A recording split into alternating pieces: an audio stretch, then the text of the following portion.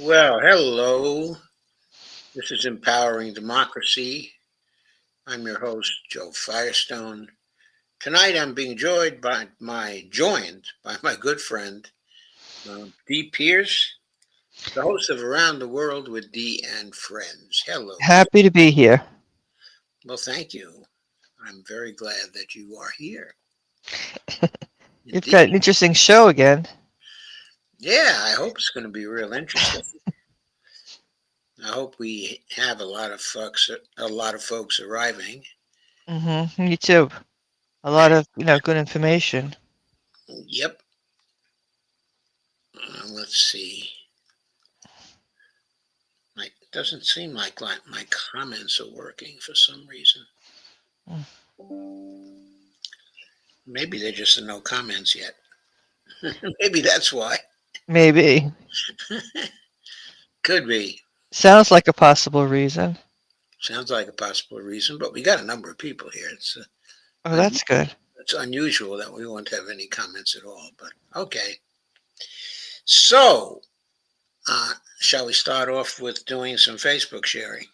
Yes, that's what I'm doing right now. Oh, by the way, I ought to say we have a number of topics tonight. First of our topics is Hello, Steve Wolfbrand. Yeah, hello, Steve. Here. First topic is who won? Who won what? Well, the exchanges between the Israelis and the Iranians. Who won that? Mm, Then we have regime change as a topic because, of course, things develop in such a way that it doesn't seem like the Israelis, okay, and the Americans are really very interested in the nuclear issue at all. It all seems to have been a ruse for trying to do regime change. mm-hmm. So we have to ask what's the situation with respect to regime change? Is that going to continue? And then also, when we look at both Ukraine and what's going on in West Asia, we can see that there's a larger contest between the US versus BRICS, which is going on. We're going to talk about that. Then we're going to talk about the influence of Islam on the responses or the replies, okay, of Iran to the bombings from the Israelis in the United States. And then finally, we have a piece on the angel of history. That's a Pepe Escobar piece. And the imagery in that piece is going to be wonderful. So we thought we would cover that for you. Please, everyone, do share, like, and subscribe because that's very important in getting people here. I Mm. think Dee and I are going to start off. Dee has been sharing, That's what I'm doing right now. Yes, sharing. and I'm going to do some sharing myself. Okay. So we'll be ready to start things in earnest, though, in just a moment or two. Yes, I've got to go over to X and share it on X. Yeah, we seem to have.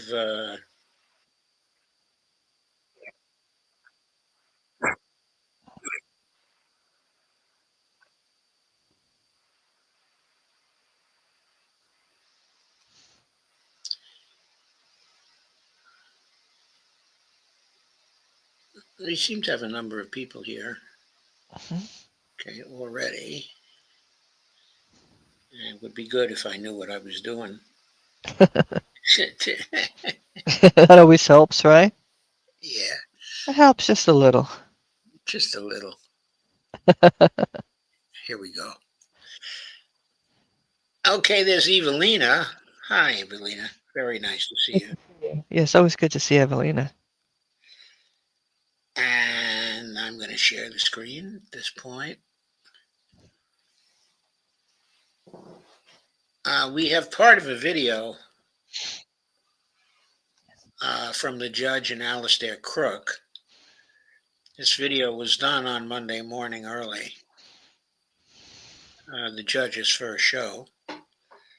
We're going to play about 11 minutes of it and, of course, comment on those 11 minutes.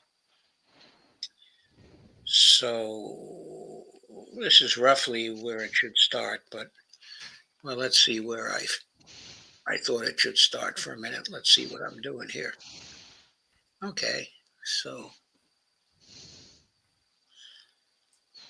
I was about to start a minute earlier than I should have been, but we can remedy that right now.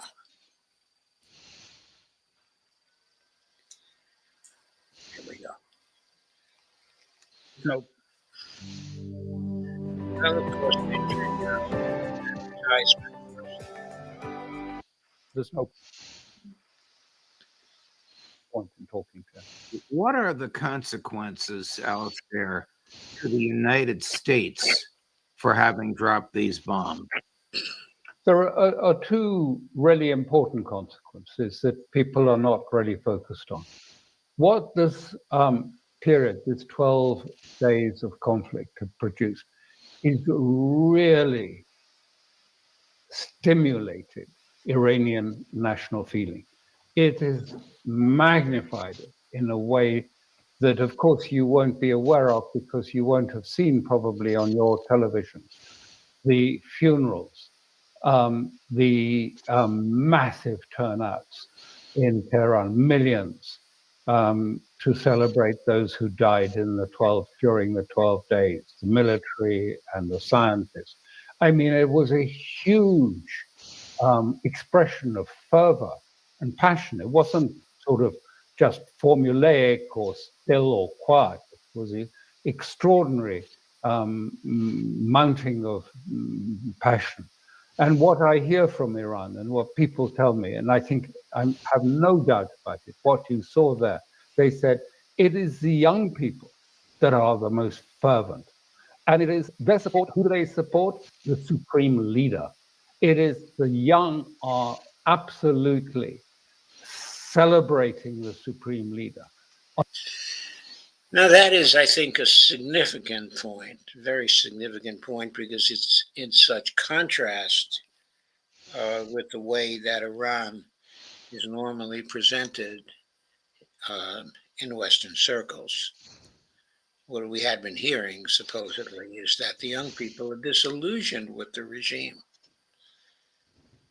don't particularly care for the supreme leader, okay, and for the theocracy. But at least in this context, where the theocracy is defending the nation in war, the young people are right there on the streets of Tehran. So if you say who won in this thing, who was celebrating? I'm not talking about the funerals now, but before that, there were great celebrations in Iran. Young people everywhere were going out and celebrating what they consider, whether they're right or wrong, they consider it a great win. Did you see any celebrations in Israel? I don't think so. I don't believe you would. Now, so that was a huge. So from the standpoint of the Israelis, since there are no celebrations in Israel of what is going on, the Israelis don't believe they won that war. But the Iranians subjectively have a different opinion. Now, in the last stream, we did go over in some detail the damage that had been done to Israel by the Iranian missiles and drones. And it was a fearsome amount, suggesting that even though it was a one-sided presentation, it did certainly suggest that it might have been the Iranians who were the winners in this particular war. A huge implication. Second implication, I think, by particularly made more serious by the White House's choice to go to absolute language. We've destroyed it. There's no program. There's nothing to discuss. Is that it's setting the scene for an escalation. Why do I say that? Why is the ceasefire not? Why wouldn't the ceasefire work? Because it's not in Israel's interest for that ceasefire to work. Already the Israelis have been saying, defense minister is saying, it's a ceasefire, but if we have the slightest indication that they've actually got enriched uranium and they're working on it, or they're moving in some respect, anything that moves, we will go in and attack Iran again. And of course they're going to do this. This is the same ceasefire sort of proposal that they've had with Lebanon, that they attack Lebanon and anything, it's at their discretion. They go in and they bomb. They've just been bombing in Beirut and there's a ceasefire. But the West pays no attention to that. They just go in. And I think it's very clear that Israel wants another round and another round, which will bring in the United States. So of course, why would Trump say that we were totally successful in our bombing runs, that there's no more issue? Well, it has to be because Trump doesn't really want a war with Iran. No, he doesn't. He got involved because there was this pressure from all sides for him to get involved. So he went in and he did something symbolic. And now he's claiming fantastic success because he really doesn't want to fight. But the Israelis want him to fight. So the Israelis are going to increasingly damage the ceasefire as much as they possibly can, I guess, in order to receive punishment from the Iranians in return, so they have a justification for running to Daddy again Mm-hmm. and saying, Daddy, we're in trouble. Please help us again. And so that's the dynamic that appears to be going on here right now. we will hear from the Israelis. Well, maybe it wasn't destroyed. We've got evidence to say that it wasn't destroyed, that it'll be, some damage, but Fordo is probably going to be all right, and Isfahan, and who knows where they've moved the 408 kilos. Where's that?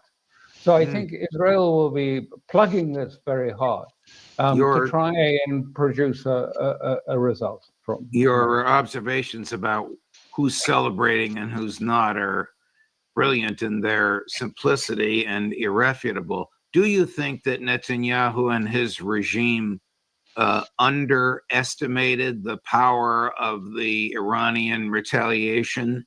And do you think they expected the level of devastation that Iran has visited on Israeli buildings and infrastructure and airports and ports and cities? Yes, I think there's something important to say about that, because all of Israel at the moment is praising and lauding, the technical feats on the 13th of June that they'd sent Mossad, had sent their agents in and were blowing up things in Iran, and that they had, assassinated nearly, I think it's 8 or more of the line commanders of the Iranian military and killed, murdered. What if one simple chew could turn constant itching into complete comfort? This is what would happen if you gave your all of these scientists in their homes, and there's a great celebration about it. But they missed the point. Was it tactically a success? Was it professionally done? Yes, but it failed. It was a complete failure. because yes, it did take Iran partly by surprise. But what happened was, they thought it would break the spine of Iran, and instead of which, a shield has emerged, a shield of real sort of passion amongst Iranians and a real sense at all levels of resolution to go ahead and to proceed, and no sense of wanting to, absolutely no support for negotiating with the West or seeing the IAEA come in again to try and supervise their process. If they're attacked by the IDF, and already that's happening, so it won't be long. In the last few days, we've seen drones coming in, a quadrocopter drones coming in, probably from Azerbaijan or somewhere in the Caspian, or being launched locally. And they're quite clearly, they're not attack drones, they're not destroying anything. They are monitoring radar systems, the coverage, the responses, and things like that, preparing. So what is Azerbaijan doing in this? I mean, they're technically an ally, okay, of Russia. Technically, they're friends of Iran.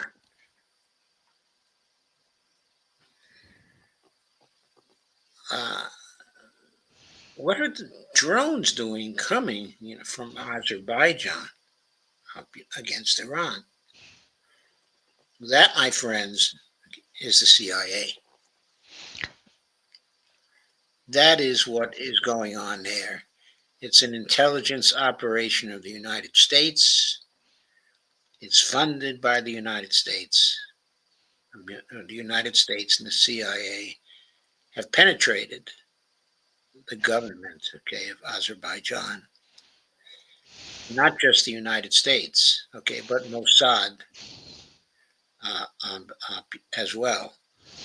One of the main sources of oil for Israel to keep the war going, okay, is Azerbaijan. There's a relationship there, which is a historical one, but it's opposed to the interests of both Russia and Iran. So, will there be bombings, okay, of Azerbaijan? Is Iran going to send some of its hypersonic missiles over there? I think that's an interesting question. It remains to be seen. For future attacks into Iran. So already you see the preparations going on for the next phase. They've got lots of these drones just collating intelligence about Iranian defenses. Before we go, Alistair, how do you think the Kremlin and Beijing view American involvement in this? It's had a dramatic impact on it. I know there are lots of stories about how there's a breach between Iran and Russia, and most of them are nonsense. Iran understands, that if they want air defenses, which they need and should want, Russia needs them. I mean, it doesn't have any to spare. It needs them at the moment. It's engaged in a major war. China is offering to supply them, and they've been in. The Iranian have been in talking to the Chinese about buying not only missiles but aircraft too, Chinese aircraft, and also others. I mean, North Korea, because North Korea had a long involvement with Iran. It actually helped design some of those tunnels at Fordo and other places. So it's interesting, okay, that Alistair doesn't think that Russia can spare any of the S-400 systems because they all are occupied in the war. But Putin has been saying that he would be happy to ship S-400 systems to Iran if they asked for them, if his ally asked for them. It's calculated by some, I believe, Pepe Escobar quotes this figure, that probably 16 of the S-400 systems are needed in order to provide the security uh, uh, that Iran actually needs. Uh, Putin seems to think he's got the 16 S-400 systems. Now, the Chinese are in there as well, and they have air defense systems. I don't know to what extent they have their own or the extent to which they're using S-400 systems. Stop it! It's probably a combination. I'm just getting up to wash dishes that Dave's out of the. Oh, excuse me. It's all right. Okay, so we don't know who's going to apply, who's going to supply the S-400 systems, but okay, the Chinese are willing to supply integrated air defense systems to the Iranians, and the Russians are saying they stand ready to do so also. So I expect those systems are going to be within Iran and set up, within the next couple of months. I think Arakshi's recent trip to Moscow, in part, was about arranging for more of the S-400 systems. Because right now there's only one there, and that's the one around defending the nuclear power project, which the Russians are building for the Iranians in the Bushehr area. That's guarded by an S-400 system.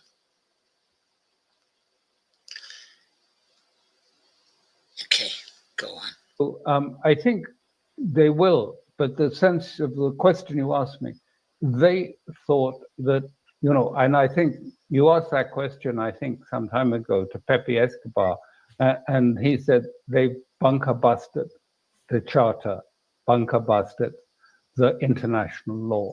They bunker busted any prospect of negotiated settlement. Because every time you start a negotiated settlement with the United States, you turn around and find it's really just been a cover for a sneak attack on your military support. With Russia, with the spider's web attack on their strategic element, or 13th of June, when the Iranians thought they were negotiating with the United States. So they think all of these things have really been completely destroyed by the West. And it's not just those states. I think the rest of the world thinks the same. I think that the West is out of control, is launched on a major exercise of trying to establish a new hegemony across and to have Israel sort of colonize the Middle East. And they think it's very, very dangerous indeed. Alistair Crook, thank you, my dear friend. Thanks for accommodating my schedule. Thanks for your analysis, as always. So I think that's it. I think it's very important that the rest of the world, the global South, has the understanding that what the United States and its allies have embarked upon is re-establishing a situation where the United States is the hegemon of the world. I think it's interesting from 2 points of view. First, it indicates that the United States doesn't think that it is any longer the hegemon of the world. But also, second, that the United States thinks it still has the power to become the hegemon once more. And there, I certainly disagree. I don't believe that we have the power.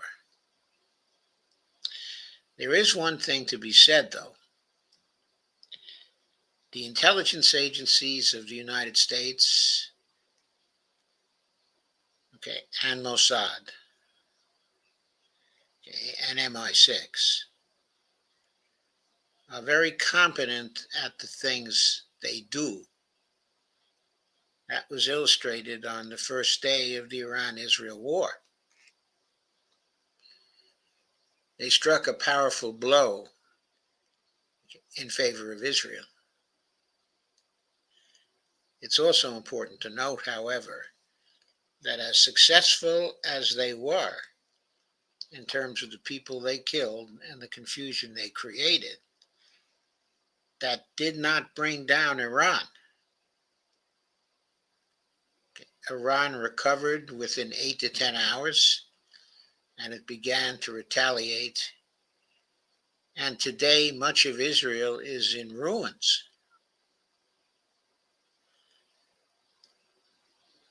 I read the estimate somewhere, maybe as much as 1/3 of the buildings have been destroyed by the missiles thus far. If so, that's an astonishing figure. We have to keep that in mind. Well, let us stop sharing this and let us now go to some of the comments.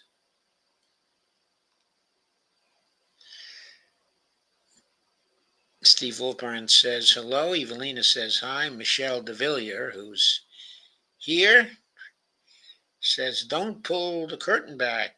Laugh out loud. Hi, Michelle. How are you? I should pull out one of your red berets and start to wear it. Steve Wolfbrand says share to Facebook. Steve Wolfbrand says I stand with Iran. And Steve G2, otherwise known as Steve Gonzo, waves,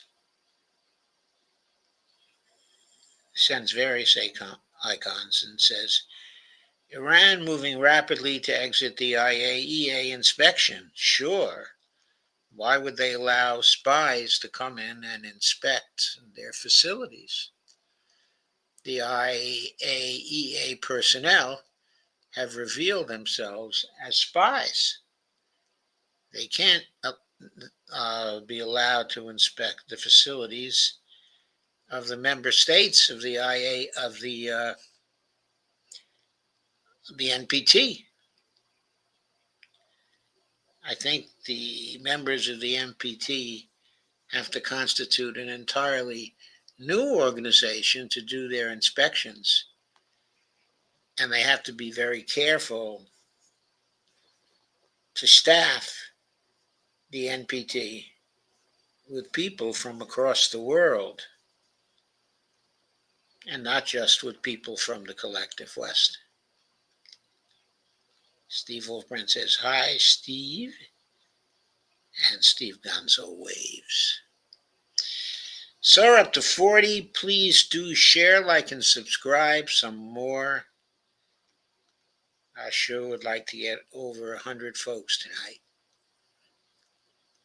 That would be very good. So let's now go to the second of our videos for tonight. Is a creature of the British Empire. Sorry, let me see. And Israel is.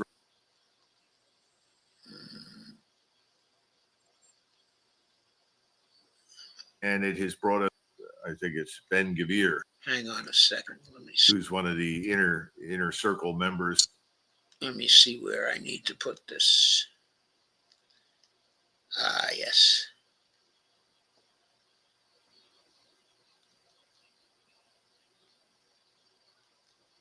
I want to start out this video at the beginning.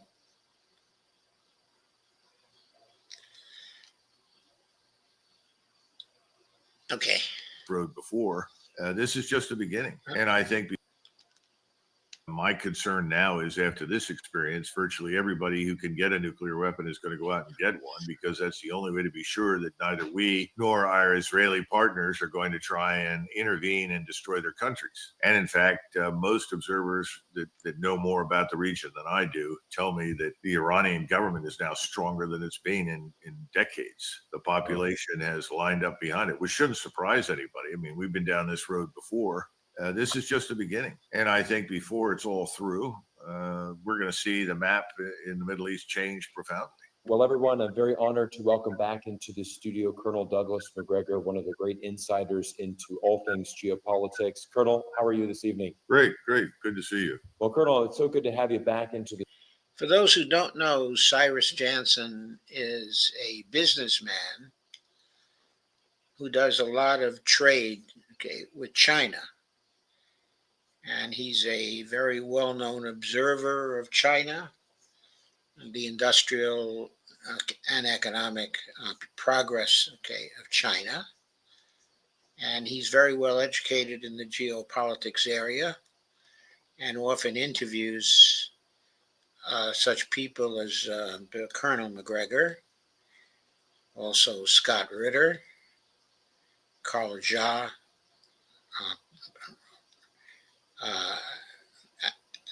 a number of other people well known in the geopolitics area. Cyrus is very, very well informed when it comes to China. The show, because last time we talked about the escalation between Iran and Israel. Of course, the United States getting dragged into this. I want to know your initial reaction to this ceasefire between Israel and Iran. More importantly, what is the long-term consequences for both countries moving forward? I think it's important to mention up front, because I get this question all the time. What is Donald Trump's strategy? What is American national strategy? And so forth. And I have to tell them, I don't see much evidence for strategy, because strategy means that you have a clearly defined purpose. You know how you want to achieve that purpose, and you know what you would like things to look like after you accomplish your purpose.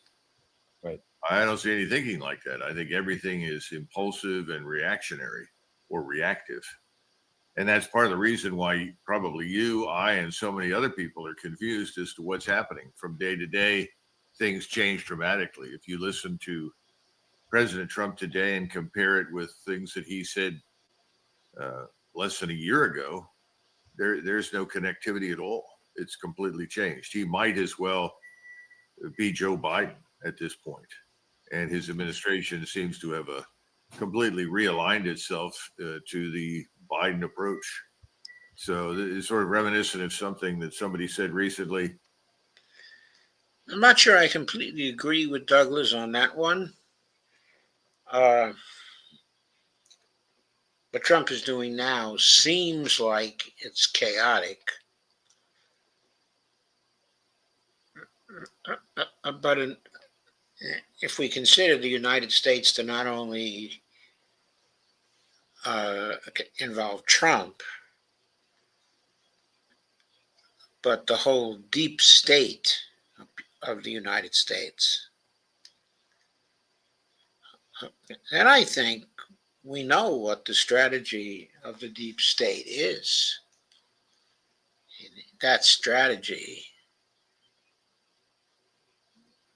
which is not necessarily consistent with what Donald Trump wants to do, but that strategy is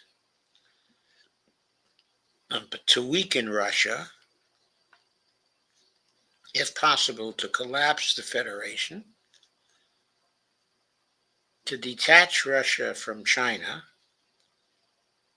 to do a similar thing when it comes to Iran, to break up Iran into component parts, or put in a regime that is subservient, to the United States, and then to turn on China and to use the same, maybe I should call them nation destruction techniques that it used on Russia and Iran to get rid of China. as a competitor of the United States when it comes to being the hegemon, okay, of the world. That's the deep state strategy. It may not be Trump's strategy, but it's the deep state strategy. And often it seems as though the deep state is running foreign policy and that the president, okay, is not. That was certainly the case during the Biden administration, but it's increasingly looked like it's the case in the Trump administration as well. We keep voting for somebody that we think is new, who's going to do things differently, and we discover that we got John McCain again. And now increasingly people here are calling President Trump an orange McCain. So I suppose that in a nutshell is the problem. So when we ask, can you help us understand X, Y, and Z?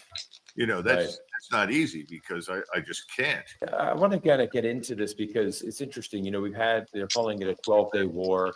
You know, we've had a ceasefire now. Of course, all sides are claiming victory, right? Israel's claiming victory. Trump is saying it's a great victory. Iran has claimed victory. Did anybody actually accomplish anything during this? Well, you know, it depends on which side of the fence you sit. I think if you're sitting on the Iranian side, you have demonstrated several important things. First of all, that your arsenal is infinitely more powerful and more capable than perhaps even you thought. This man, his name is, I think it's Ben Gvir, who's one of the inner circle members for Mr. Netanyahu and one of the strongest advocates for mass slaughter in Gaza and the destruction of virtually everybody who's not Jewish in the Middle East. He was heard on speaking publicly saying, you know, when he was answering, why have you asked the United States to step in this soon? And he said, well, we underestimated the Iranian arsenal and their capability. I think they did.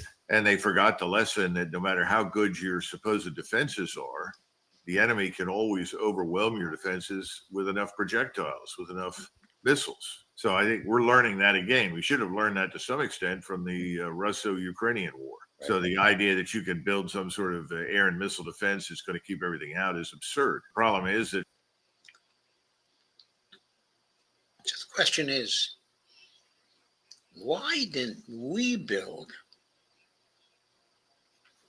a force with an enormous amount of missiles and drones?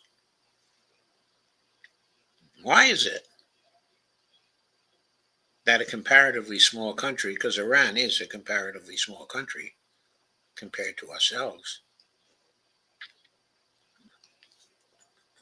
and of course they're a comparatively poor country compared to ourselves, why is it that they have these enormous missile and drone resources and we don't?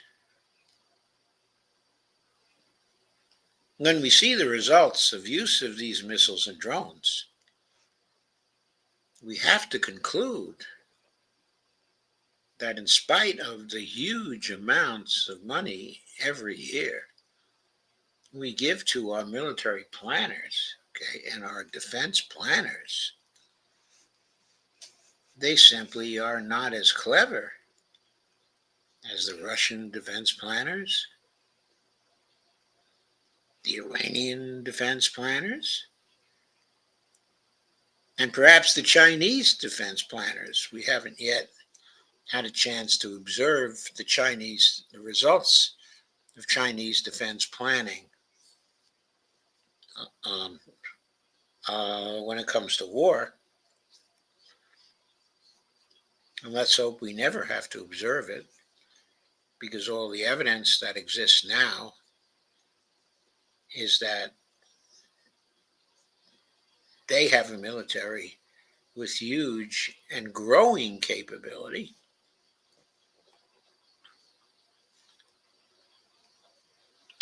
which may make our military look very, very, very sick indeed.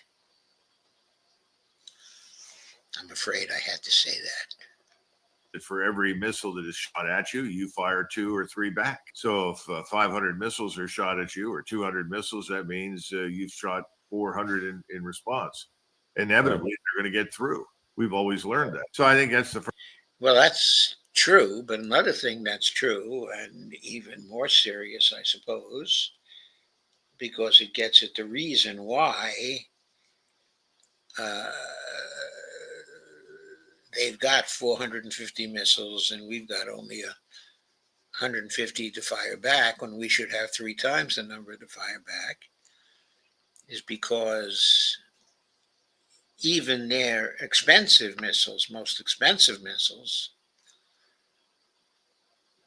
cost only hundreds of thousands, okay, of dollars, or even less than $100,000 in certain cases. And the interceptor missiles we're using to try to knock them out of the sky cost in the millions of dollars. So not only are we taking 2, 3, 4, 5 interceptor missiles to knock down one of their missiles, we're spending perhaps $10 million to knock down a $200,000 missile. We are far richer, compared to Iran. But are we, let's say, 50 times richer?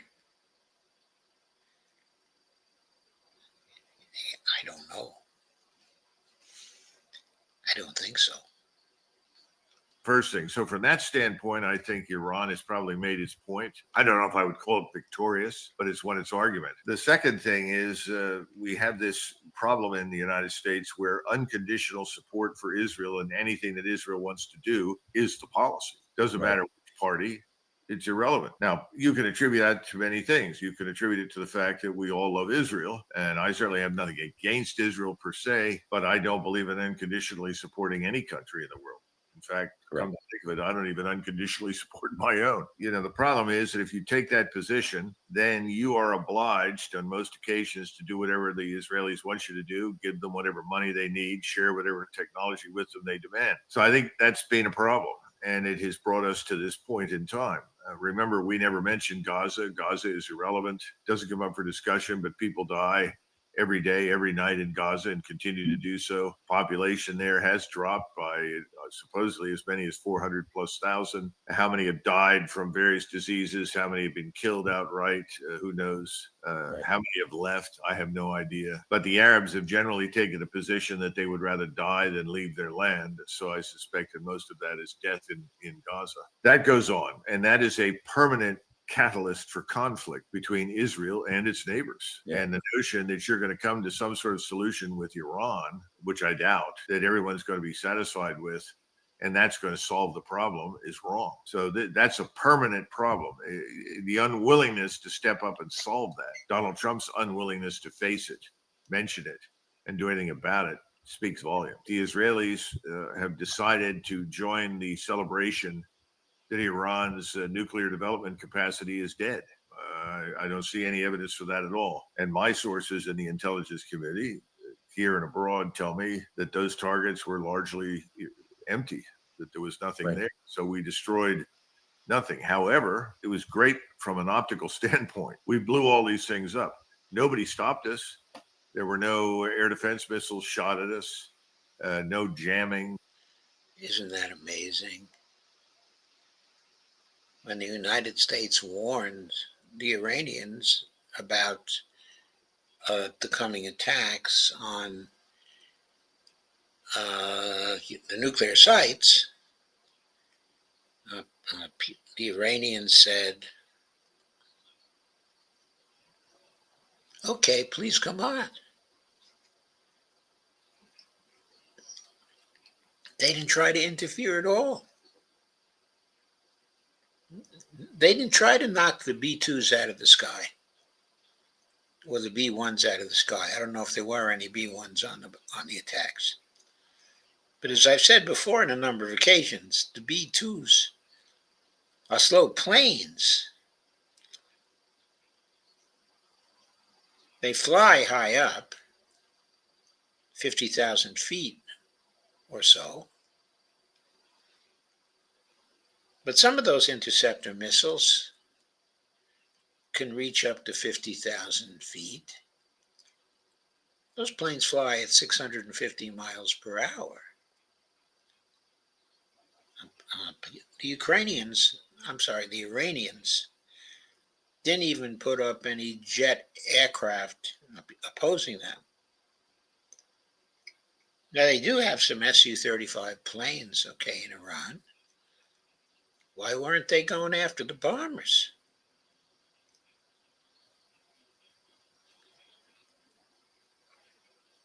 No, the Iranians wanted to prove something. They allowed those planes to come in without, any serious opposition. And then you had these spectacular bombings. And now everybody's disputing how much damage has come out of this. In my last stream, we went over the damage. And the consensus is not very much. All three of the nuclear sites may have survived unmolested. But in any case, all of the enriched stock of fuel is said to have been transported to other sites. And the nuclear sites themselves were pre-sealed by the Iranians with soil.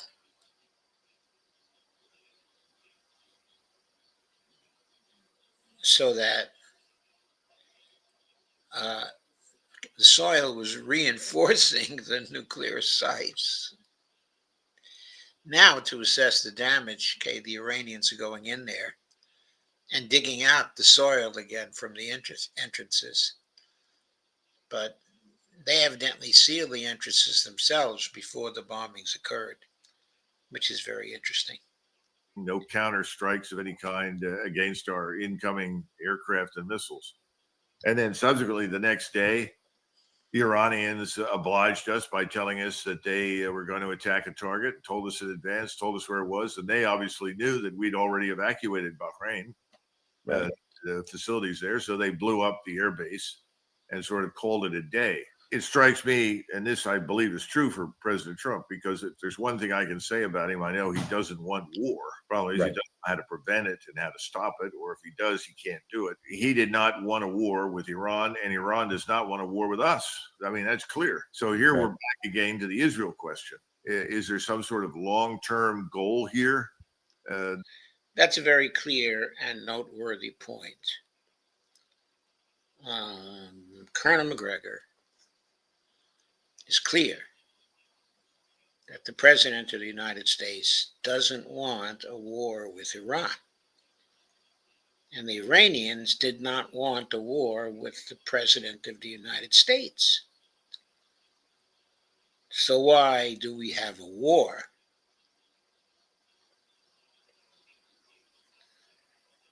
Well,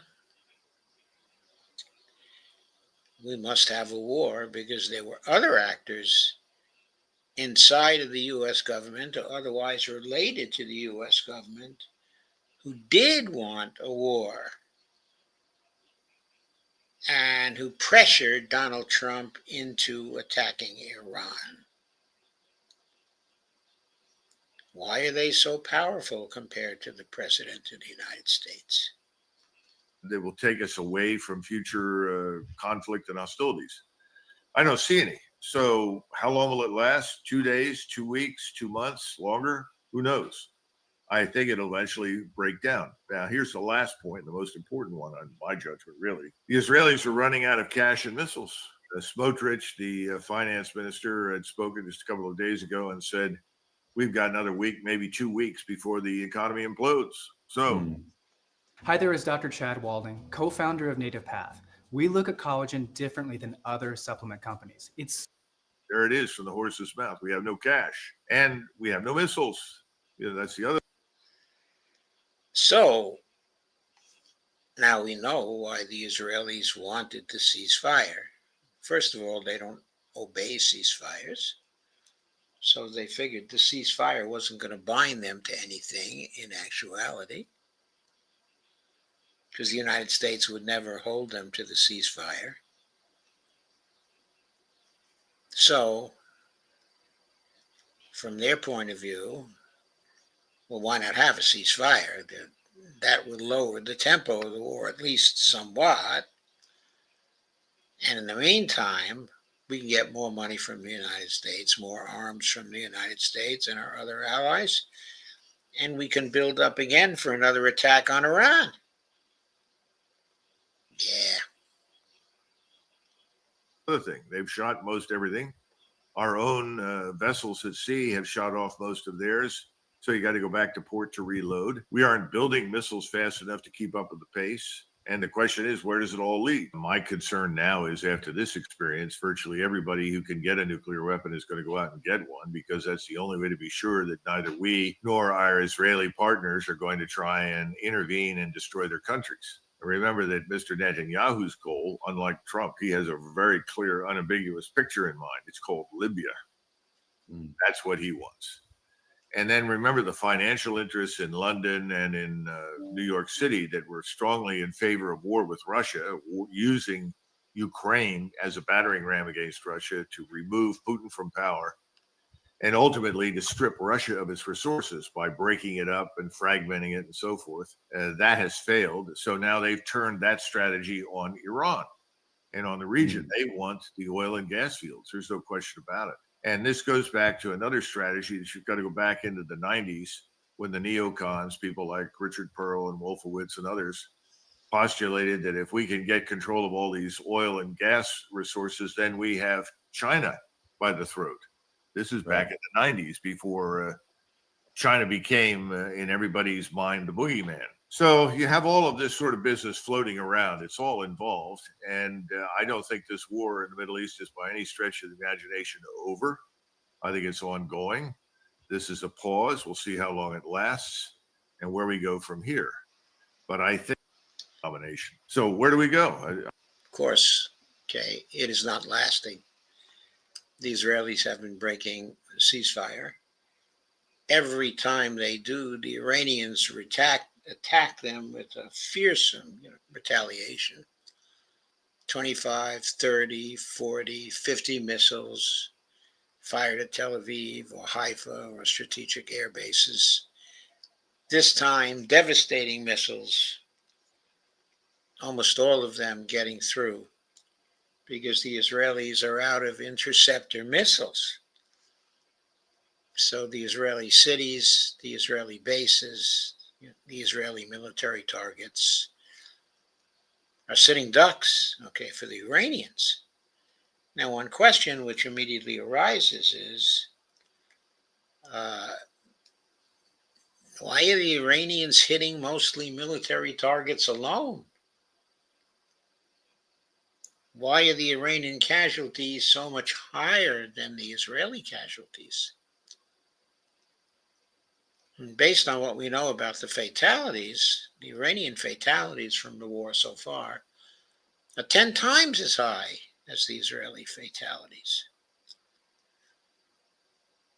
And yet, when we look at the devastation, it seems like the devastation is all on the part of the Israelis. How can that be? It can only be if the Iranians are attacking only strategic, economic, and military targets, not trying to hit civilian targets at all. Sometimes civilian targets are hit because they're right near military targets.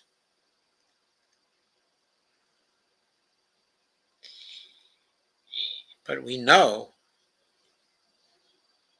that there was very severe damage done to the economic targets, okay, and to the military targets.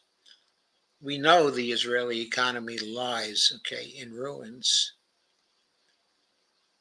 We know the Iranian economy thus far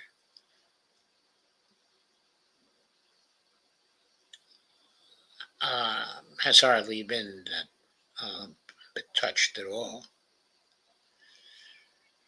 We also know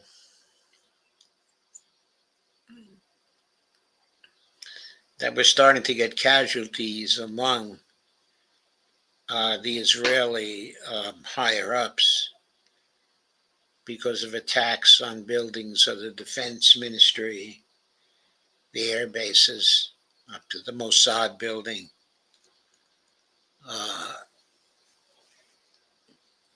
Higher level military people are getting struck now by the Iranians.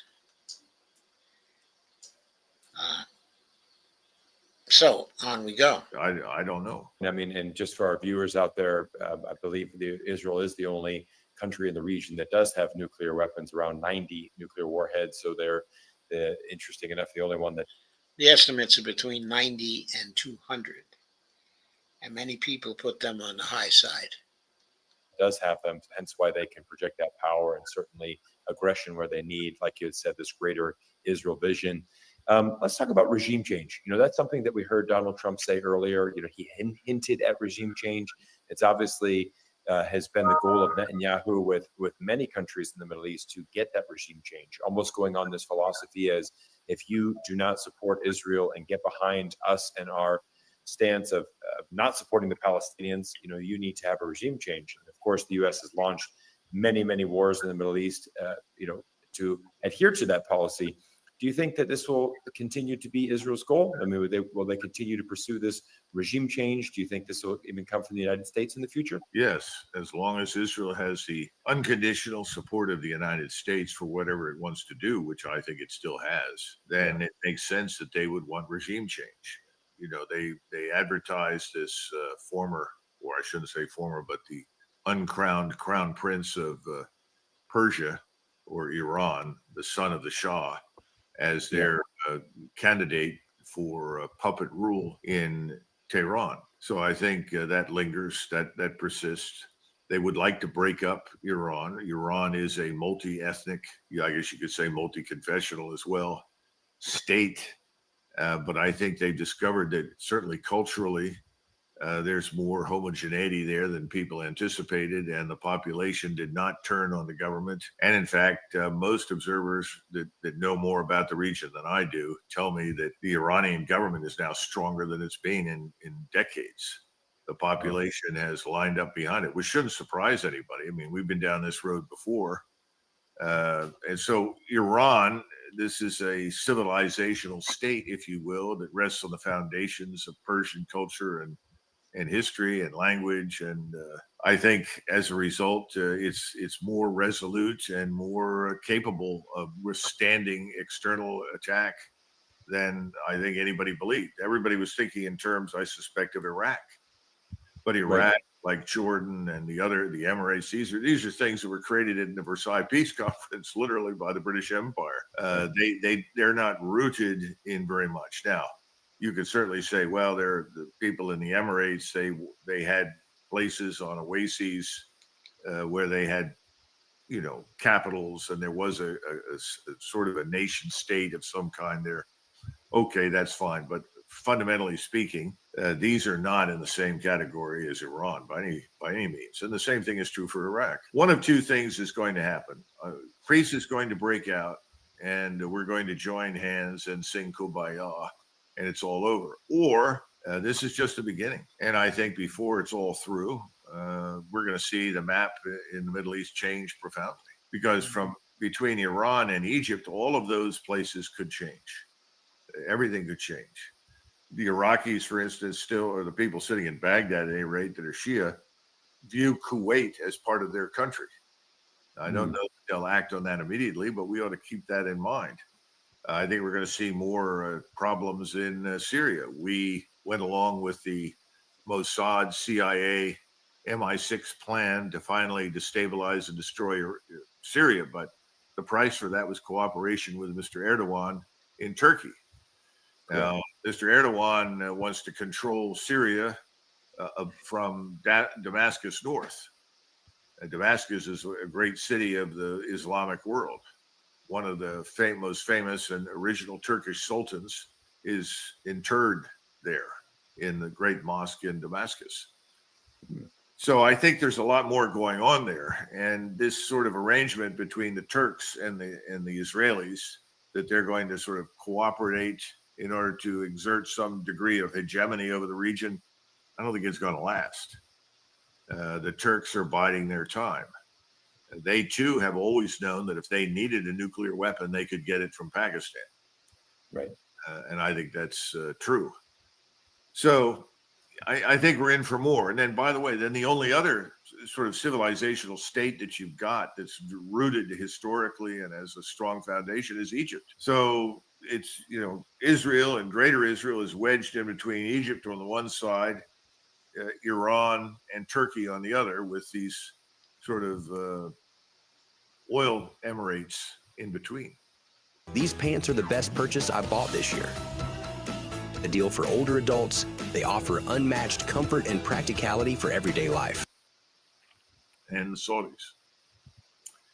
I think it's all up for grabs in the future. Do you think that Israel is going to be the one that's going to potentially break this ceasefire? I mean, do you think we've got peace for right now, but they're going to be looking for another opportunity as soon as, for example, we know for a fact that Iran's uranium has certainly not been damaged with these strikes. They already had said that they had moved the uranium to another place. Again, they're not looking to develop a nuclear bomb per se, but they certainly want to have it for civilian use. Do you foresee that Israel is going to go down that road and potentially this ceasefire would break with some Israeli aggression? Well, from the Israeli standpoint, what has changed in the region? Nothing. In fact, this open-ended war that Netanyahu launched after the 7th of October, and by the way, I'm still convinced that 7th October was not an accident. I think that was allowed to happen. There were too many people on the inside in the Israeli Defense Force and the intelligence community that warned about this, even to the point where the Egyptians, who have always dreaded Hamas, never liked Hamas, and they don't like Islamist terrorism. I mean, who would? It's got a brain. And they alerted the Israelis 24 hours beforehand. We think this is imminent. We know that. What happened? Nothing. And I've been there, and I've seen the Israeli position outside of Gaza, and it's very good. I mean, they had this thing wired tightly, and brilliant operation in my judgment. So this was not an accident. This then conveniently became the foundation for this. It's interesting that Doug thinks that the government of Israel was in on October 7th and wanted October 7th so it could use it in order to begin the genocide of the Palestinians in Gaza. If after the war, that story, that narrative proves to be true, it's going to hit people like a ton of bricks.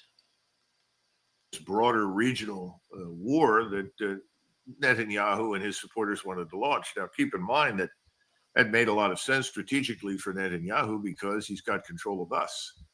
Right. He has far more influence, power, and control in the Senate and the House than President Trump does. Right. So why would you give that up and walk away? Right now, nothing has changed profoundly here in the United States. We haven't really been hurt by anything. I think President Trump was worried about the closure of the Straits of Hormuz. He was sensitive to that. And again, I know him. He's not somebody who wants a war. The problem is, what difference does that make if you can't take decisive steps to stop it from breaking out? I mean, the man who was probably more opposed to war in 1914 than anybody else in Europe was the German Kaiser. Even the British and French ambassadors, on the day that war was declared, Germany finally entered the war, they both said that this is a very sad day for the emperor because he doesn't want this. What difference did it make? I mean, he could have taken steps to stop it. He didn't. So not only was it a sad day for the emperor, but it marked the beginning of the end of his reign. Because when the war was over, that was the end of the monarchy for Germany, and it was the beginning of the republic. So there it was. A person who was supposedly the ruler of Germany Okay, the decision maker who had control felt like he was forced into a war, got into a war, and lost his position as a result of that war. Not to mention millions of German soldiers as well. My concern is that nothing has really fundamentally changed at this stage, and we should expect more trouble down the line. And if who's going to start it? Well, if you take Netanyahu away, what changes? You don't like Netanyahu? Okay, Netanyahu goes away. They try him for God knows what else. He ends up sitting in jail for a while. Then he's pardoned and he's out. Retires to Miami or New York City or something. I don't know. So you've got what have you got then to replace him? Somebody else steps in. He's faced with the same dilemma, the same strategic conundrum is there, regardless of who takes over in Israel. So I don't see how you avoid another round, if you will. And I suspect each round could become far worse and more destructive. My concern from the beginning, and many Israelis were very angry with me, you've got to support us. And I said, I don't see anything good coming out of this. I have a bad feeling that this is a suicidal path for Israel. Right. Well, they say, we hate you. You're wrong. You're not the man we thought you were. Okay, fine. But I still believe that. And I think. Yeah. He laid the truth on them and they didn't want to hear it. They still don't want to hear it. And the speculation about, well, if Netanyahu was gone, who would take over? The fact is, the majority of Israeli voters are right wing right now, in favor of the genocide and in favor of Israeli expansion, in favor, of Greater Israel. Who will be their selection for the next prime minister? Will it be Ben Gvir?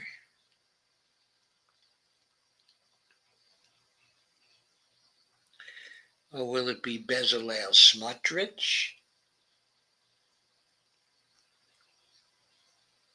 Or will it be someone even worse than those two? The last few months have proven it. There's one simple warm water hack that anyone can use to fight off nerve pain in just a few days. Did you know that neuropathy has little to do with your nerves? Yeah. Colonel, I want to know what you think about how is this situation being interpreted in Moscow and Beijing? What do the Russians, what do the Chinese, how are they interpreting this war and what this means for the future? The Chinese and the Russians are interested in this One Belt, One Road project that is designed to essentially link, even integrate to some extent, economic interests across Central Asia, Eurasia, into Africa. In other words, the world island that we talked about for years. The idea is that you integrate this through rail, various forms of transportation. The railroad has just been completed from China to Iran, and they've had the first freight trains arrive and so forth. Correct. China knows that it's at risk because of the United States Navy. Chinese history teaches that their great vulnerability is this long coastline, and they're dependent on commerce over the seas. The Royal Navy came in there and made it very clear that China was at the mercy of the Royal Navy. Here's this little country called Great Britain, halfway around the world, and yet it can demand and impose on China. That is then followed by the Imperial Japanese Army and Navy. And the Imperial Japanese Navy repeats the process that the Royal Navy repeated, takes over the South China Sea and establishes itself on Taiwan. All the major invasions and attacks on China, with very few exceptions, were organized, assembled, and launched from Taiwan. So the Chinese they view Taiwan the same way we would view Cuba. It's a platform. And the Chinese don't want that. They don't want war, and they don't want to have to tangle with us because, frankly, in this world today, 5 or 6 nuclear attack submarines could shut down China from the sea, in a matter of a few days. Nothing goes in, nothing comes out. So you build the One Belt, One Road, and it goes everywhere. And the Russians certainly see great benefit in this to themselves. And the Chinese need the Russians, because without the Russians, there is no peace in Central Asia. That's what people don't understand. Russia is key to peace and stability in Central Asia. The various leaders of the Central Asian states, we call them the stands, they all trust Putin and rely on him. They don't particularly care for the Chinese. That goes back to the Turkic Mongolian heritage and history. And the Chinese are very afraid of Central Asia. And one thing that both the Russians and the Chinese can agree on is they don't want another Genghis Khan. So there's a condominium of interest there. And the Russians, of course, want to do business with Europe. They need it. They've always needed good relations with Germany. They've needed German technology and engineering and know-how. They want that restored. They want a good relationship. Remember the Baghdad to Berlin Railroad that the Kaiser was trying to build back before 1914, because they were trying to build relationships that was seen as threatening to Great Britain. So Britain then said, Germany's the enemy because this will do what? This will circumvent the sea. Right now, you've got a similar problem with the Suez Canal. If you can build through these railroads and pipelines across Eurasia, then you don't need to ship everything through the Suez Canal. In other words, there are a lot of game-changing strategic developments associated with Russia and China that we have decided, along with our British allies, to stop if we can do it. I think it's a waste of time, and I think we should try to capitalize on it, view this as something that could be positive for us. Nobody wants to say that in Washington. So a lot of that is behind all the machinations. And Israel, of course, is a creature of the British Empire. Colonel, I've got one final. Okay, so that's it. I only want to add at this point, to what Doug said, is that it's not only about the Belt and Road Initiative. It's also about the big project the Russians have in mind, which goes from a major port, in India, north-south, through the country of Iran, as very central to this transportation corridor, going through the Caspian area, up into Russia, and ending, in Moscow. And of course, once you build that, it connects up to the Belt and Road Initiative, which is going from the east to the west, and into Europe from there. So that's another great piece of integration going north-south. Then, of course, the Russians and Chinese are both working on a new, what they call an Arctic Silk Road that is going to cut transportation time by going through the Arctic. There are huge, major projects that Russia and China and the BRICS nations, are initiating right now. We have no part in those projects, but we're trying to block them as part of our war against the expansion of BRICS and the growth that we now see, of BRICS. By the way, next week is the BRICS conference, the annual BRICS conference. Brazil is holding the chairmanship of BRICS, this year. So the conference is there, and Pepe Escobar is back home in Brazil for that conference. And we'll be hearing much more about that as the days pass. And that brings us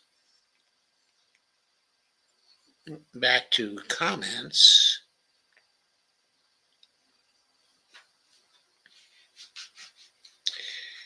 Evelina says, does the deep state have a strategy domestically, even though it only acts in the foreign sphere? I think it's a good question. I think it does have a strategy domestically. I think it doesn't support the MAGA agenda. I think it supports establishment political figures, of both parties, who are also supportive of the international agenda of the deep state. This encompasses a lot of figures who are establishment figures in both parties. By and large, they are recognized, as centrist. And they have been involved, in the building of the oligarchy that we have seen form in America, over a period of years. Now, Trump moves to strengthen the oligarchy, but his oligarchs are not necessarily the same as the deep state oligarchs. Steve Wolfbrand says, I think offense will always, win over defense. I think always is a long time. I think you're right as a general rule. But we don't know what advances are going to be made in laser technology and its use for both defensive and offensive weapons, in warfare. But it may be laser technology will prove to be the defense that's needed against these hypersonic missiles. At least there is that possibility. We'll probably know whether it's a real possibility within the next 2 or 3 years. Robert Copeland says the difference between the United States versus Iran military is the type of weapons being built. Well, right now, there's not much difference in size, of course, between the United States military and Iran military. But potentially, of course, the size of our military can be 4 times as large as, the Iranian military, if we set our minds to it, if that's what we wanted to do. Evelyn says the boundaries are blurred when the arms industrial complex is involved, seems to me anyhow. Yes, they are. Robert Copeland says, I normally don't agree with Douglas McGregor, but I'm thinking he's making a lot of sense tonight. He normally makes a lot of sense. I think his weaknesses are in the area of how he views the immigrants and the supposed threat of immigrants to our country. And then I think he also has a problem, with his views on economics and on, the coming economic crisis of the United States, because he has no exposure to MMT at all. If he adheres to any school of economics, it's probably the Austrian school of economics. Evelyn says, i.e., God forbid, ever increasing domestic terrorism.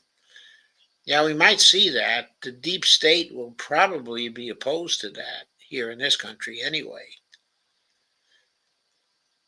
Lana says, hi all. How you doing, Lana?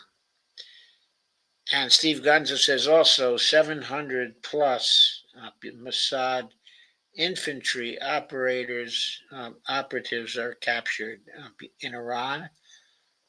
Well, I hope that's true. Reportedly, 3,000 of Mossad personnel were killed by a missile that demolished the office building in Tel Aviv that was inhabited by the Mossad. So Mossad has really taken it on the chin in this war. It created a lot of chaos, okay, in terms of Iran, but when we look at it in terms of deaths, it's beginning to look like, at least thus far, there have been more Mossad deaths than there have been Iranian deaths, which is an interesting statistic, I think.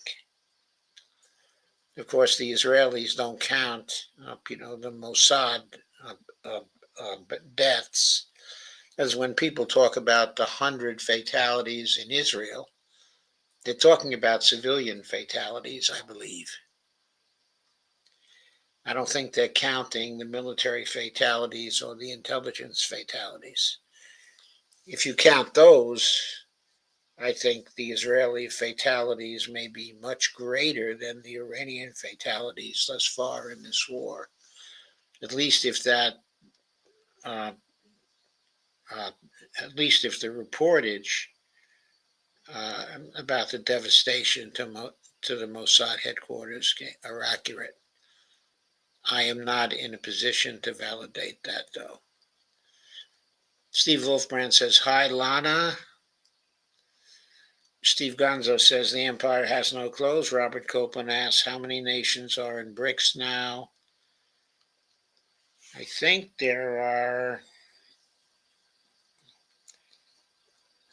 the full BRICS members are still about 11. There'll probably be another 10 to 14 this year who will be let in.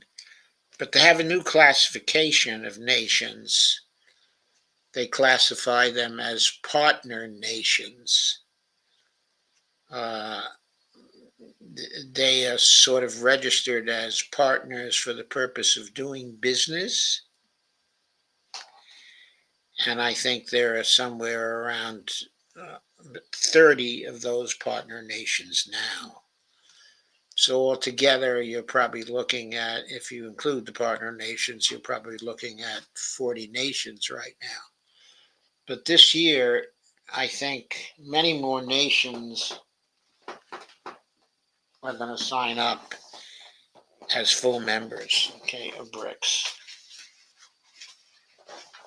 Excuse me a second. While I take a couple of pills.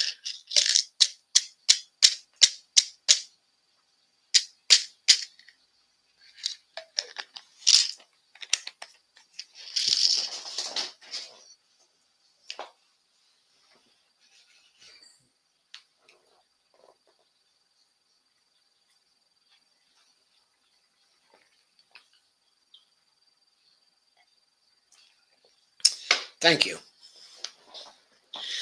So,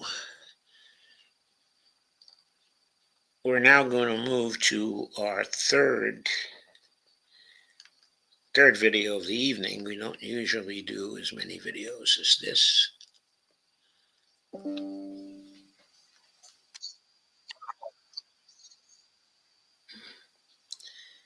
Okay, let me see. This, of course, is Pepe Escobar, okay, and Larry Johnson.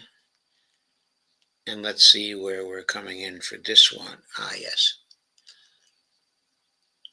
And this will be a long piece. We're doing the first 34 minutes, okay, of this one.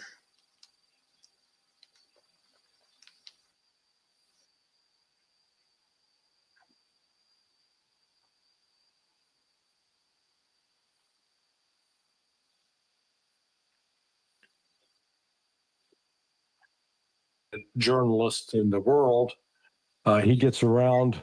If you a fan of frequent flyer miles, you'd want to have Pepe's frequent flyer miles. He's truly a world traveler. Hope you enjoy the conversation. All right, my jet lagged friend, you're back. You know, God, tell you what, that Italian restaurant we ate at in Moscow, spectacular. Bottega Siciliana is one of the top 3 Italians in town. Yeah. It's really, really good. Yeah. I was there last Sunday. Actually. Oh man. Okay. Well, we'll go from talking something positive. So now let's get Yeah, Pepe really appears to enjoy his life, I have to say. He has the most interesting life, and he really appears to relish it. On to the heart of the matter. Yes. I've titled this sort of the U.S. war on BRICS, and I maintain that what's been going on with Iran is an extension of that war on BRICS. That the terrorist attack in Kashmir was part of that. I should add to those who don't know, since there are a lot of people here tonight, that Larry Johnson is a former CIA agent. I don't know whether he was on the operations side of the house or the research side of the house, but he knows a lot about operations, and he's also very good on research. So I don't know where he focused is. And right now, he's very good at geopolitics also. So I highly commend his work to you. He's more down to earth than lots of the people in geopolitics. He doesn't, really theorize much, tends to stick to the practicalities more, but he works hard every day in getting at those particular practicalities. I think the United States has launched a broad campaign to try to destroy BRICS. What's your take? Definitely. It's been my main theme, Larry, for months now. Practically every major call in the past few months, this is the main theme. And I put it on the headline already. Well, I'm going to BRICS in Rio. I'm leaving on Monday. I expect to have some serious conversations over there, especially with Brazilian critics of the Brazilian presidency of BRICS, which for the moment is meek, to say it diplomatically. Mm-hmm. And I'll try to get to the bottom of it. And obviously, if people from the Ministry of Foreign Relations decide to talk to me, because they prefer not to, because they know what they're going to hear. And of course... So Pepe has gotten actually to Brazil now. And the stream he did with the judge today was actually from his home there. So he got there, he got home, and he's already immersed in what's likely to happen at the BRICS meeting there. With delegates from other BRICS nations that will be coming to Rio later next week. BRICS starts on Sunday next week, in fact. Well, what we heard in the St. Petersburg Forum was not very, very good. There was an excellent panel on perspectives for reforming the international financial system. And obviously, there were talks about BRICS. There were some pretty good, I would say solid panelists, like one of the directors of VTB, which is the second largest Russian bank. There was my friend Shusentsov from McGill. Shusentsov, he supervises the international relations courses at McGill. He's a very, very good analyst. Unfortunately, they cut him off after 10 minutes. And from Brazil online, my dear friend Paulo Nogueira Batista, who is one of the co-founders of the BRICS Bank, of the NDB, we'll be meeting next week in Rio. And Paulo, in 10 minutes, he destroyed the whole thing. The NDB Bank is, the formal name of it is the New Development Bank. Sometimes it's known as the BRICS Bank as well. He said, look, let's stop with this hyper-polite talk shop and go for the kill. Because the war is against all of us. Mm-hmm. And the Russians, the Chinese, the Indians in the panel, they were doing, no, we have to go slow, one step at a time. And Paulo went straight to the point. And Paulo knows how the BRICS Bank works, and he knows how the BRICS organization works from the inside. He's one of the very few.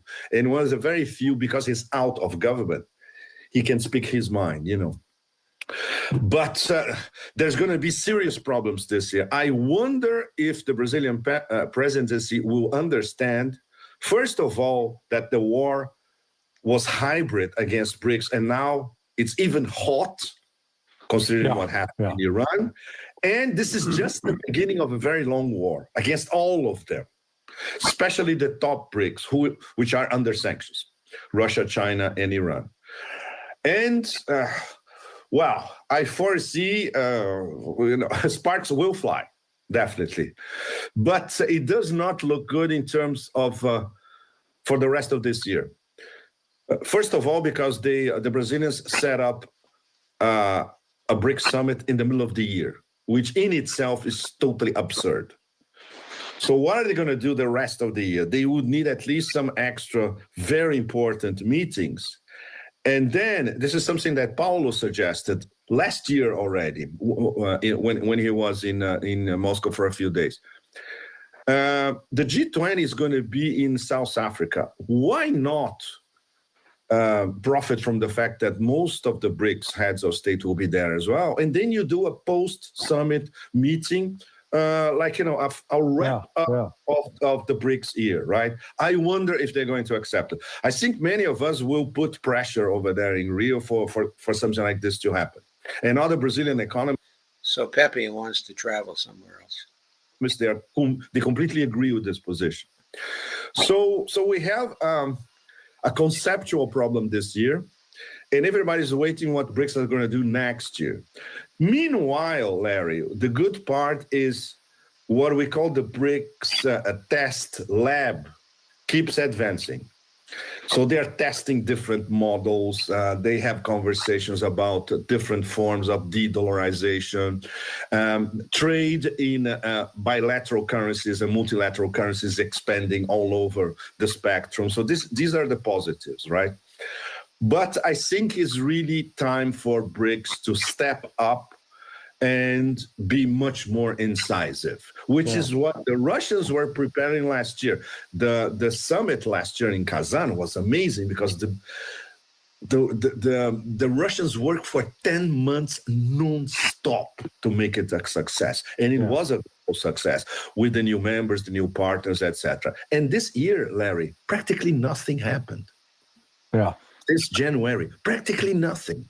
It's very distressing. Go ahead, please. No, let me ask about CIPS, Cross-Border Interbank Payment System. The Chinese system, yes. CIPS. CIPS. Did that come up at St. Petersburg and being integrated into BRICS? What we learned, Larry, is that the Chinese are going all the way to, let's say, seduce partners to start using CIPS, bypassing SWIFT. So this, this vector of the Chinese being on the forefront of bypassing SWIFT using CIPS, wow.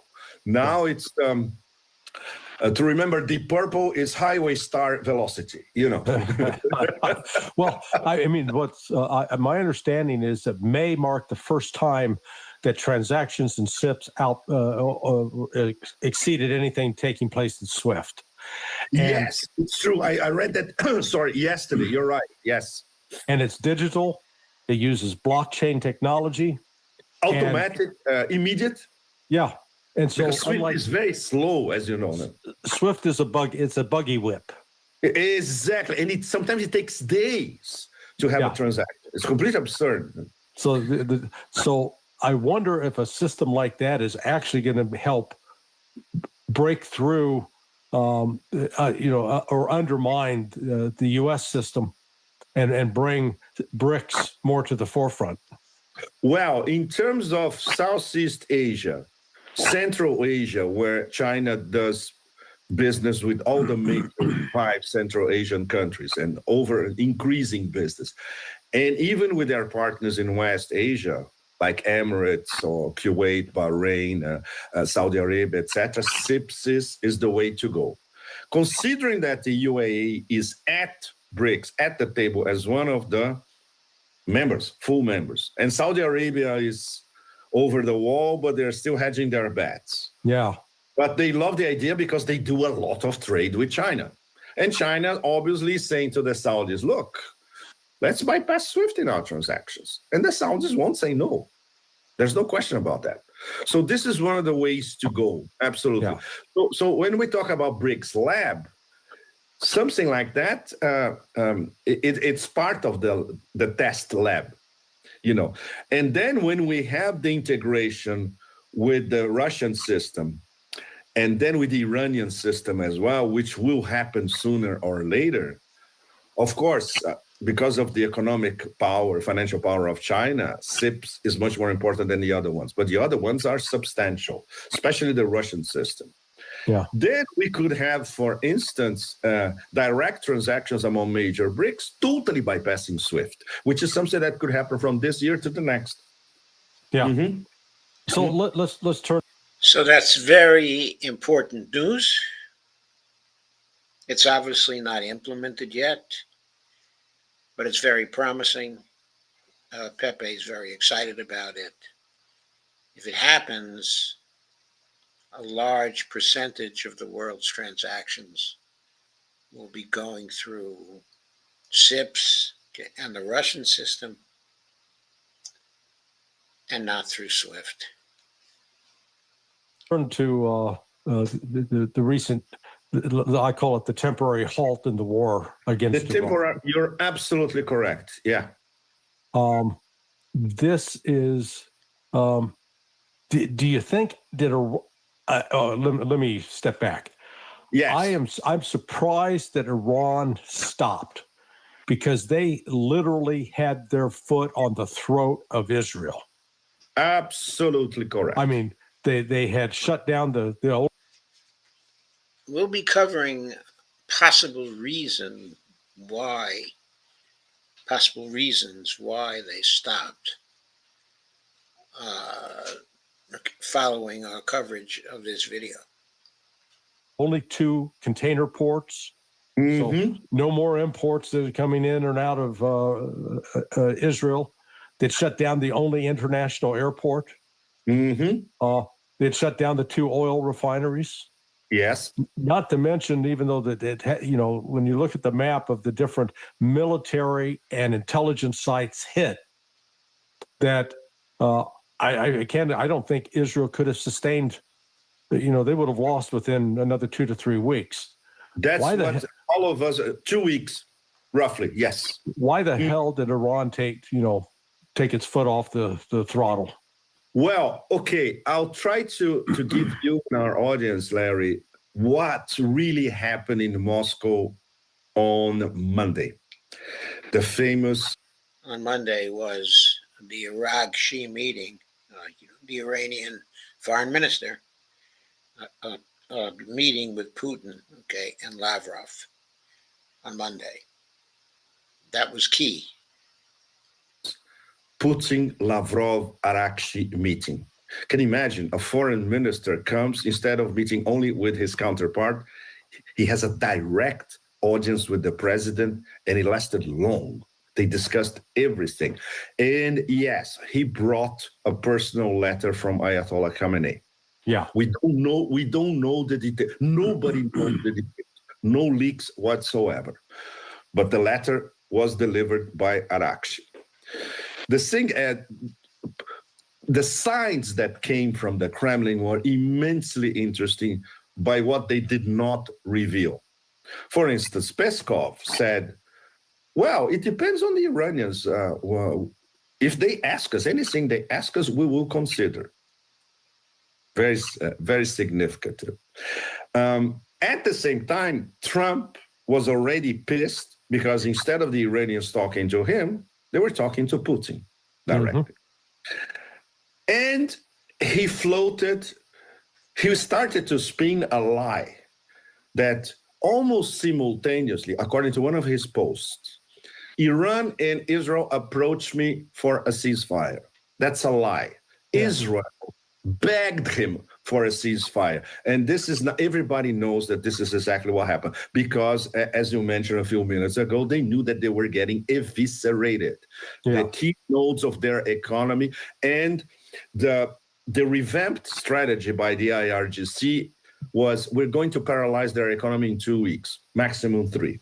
Because they had started to use their really, really powerful missiles, the Kaibar, more Haji Qassems, more Fatah 1s, the ballistics, the hypersonics.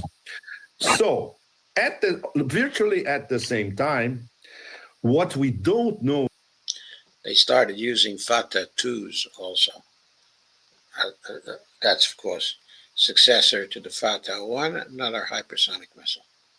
In the chain of events, if there was, I would say, shadow play interaction between Washington and Moscow, with the Russians telling the Americans, look, maybe you have an off-ramp. The Iranians are going all the way. This is what they told us. The Israelis are begging you for a ceasefire.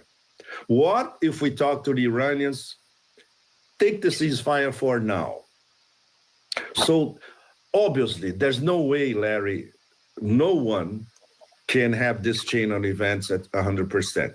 But there might have been some sort of, let's say, subterranean channels, and this got to Trump. And what Trump did, true to character, was to jump on the opportunity and claim for himself the success of the partial ceasefire. So this scenario.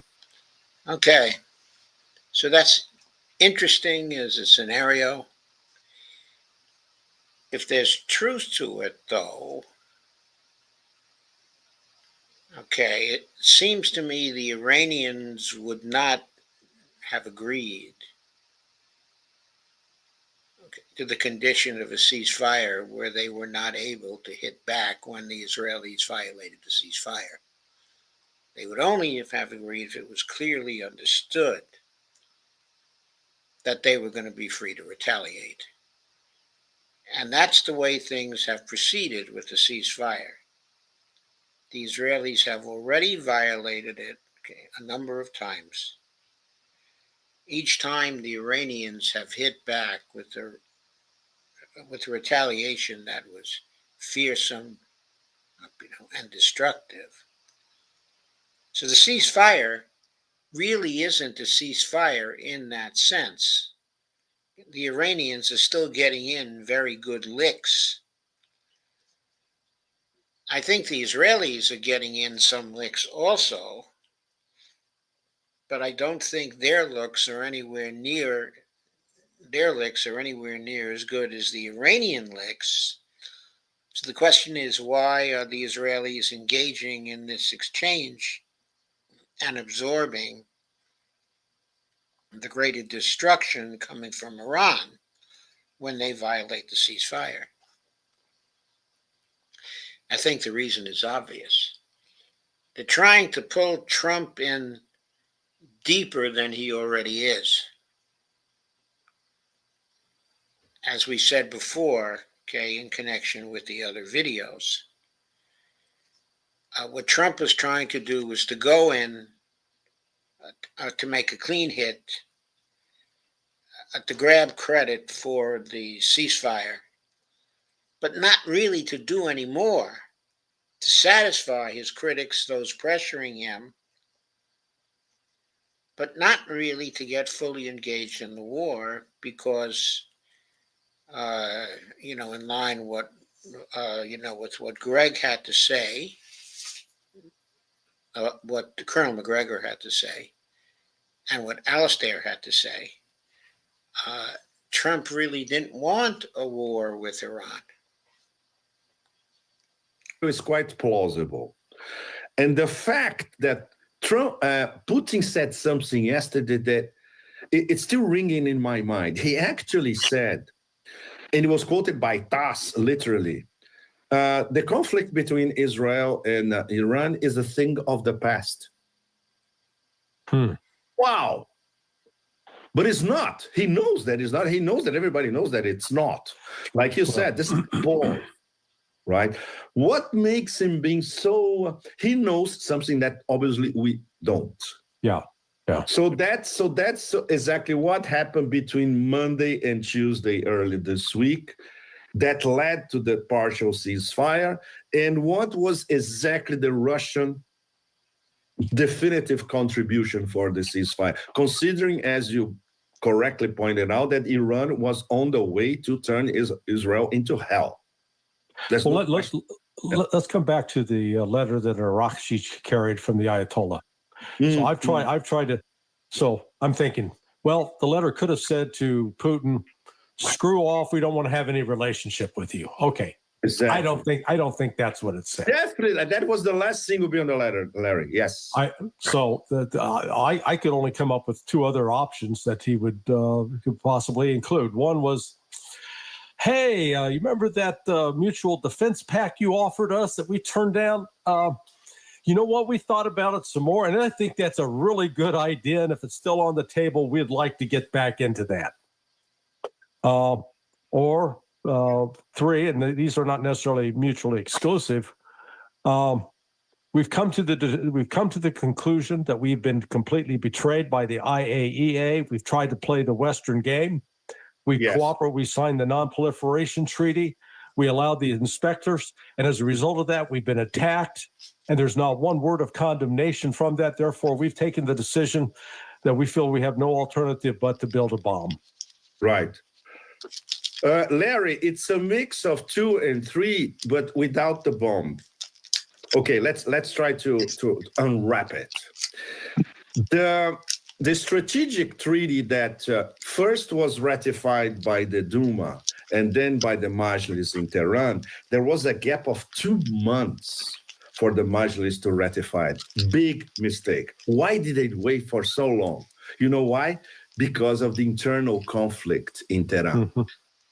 And this internal conflict is extremely complicated because now it's not only 2 factions, there are 3.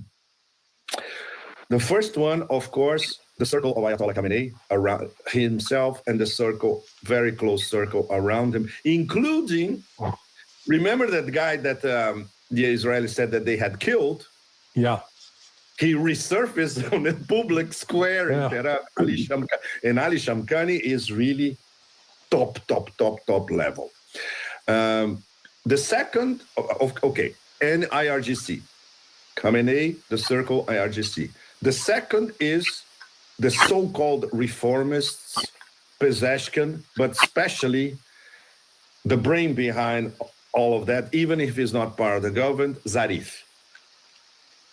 And the number 3 is secular nationalists that are not in favor of a theocratic democracy like the current system, but they are patriots. Right. So there is a clash at the level of the parliament and reaching, to the uppermost levels of power as well. So this explains, number 1, why it took 2 months for the Majlis to ratify a very, very important treaty like that. And number 2, which is something that Putin alluded to himself, saying, yes, the Persians are very proud, of course. We offered the full military relationship with them, and they declined. So this is a partial strategic partnership. It's not like the one they clinched with the DPRK, which is a full military treaty. Right. So obviously, DPRK, of course, is the North Koreans. So the Iranians turned down that kind of treaty earlier. If they now move forward to conclude that kind of treaty now, then we would have to conclude that they're doing that is a result of the Israeli, USA attacks on them. So that's one of the outcomes, not a favorable outcome for the United States or Israel. now Khamenei and the IRGC, they reconsidered everything. They said, maybe we should have a full military treaty. So I wonder if there's going to be some sort of addendum to what they signed and was ratified by both parliaments. Yeah, yeah. And of course, it's clear that Arakshi arrived in Moscow with a new shopping list. They have the necessary language in the DPRK treaty. All I have to do is to translate that. And that would be the terms for the defense part of the treaty. Easy. There's no question about that. And this is being, I wouldn't say 100, it's being speculated in the Iranian media. Everything, Su-35s, more S-400s, you name it, long list. And this is what they need, essentially. Because the western part of Iran, there are practically no air defenses. Yeah. Well, and the terrible thing, which I'm sure you know all about this, Larry, it's basically drones coming from Azerbaijan. Yeah. So Iran has to review their relationship with Azerbaijan. There is Azerbaijan again. It comes up in these discussions.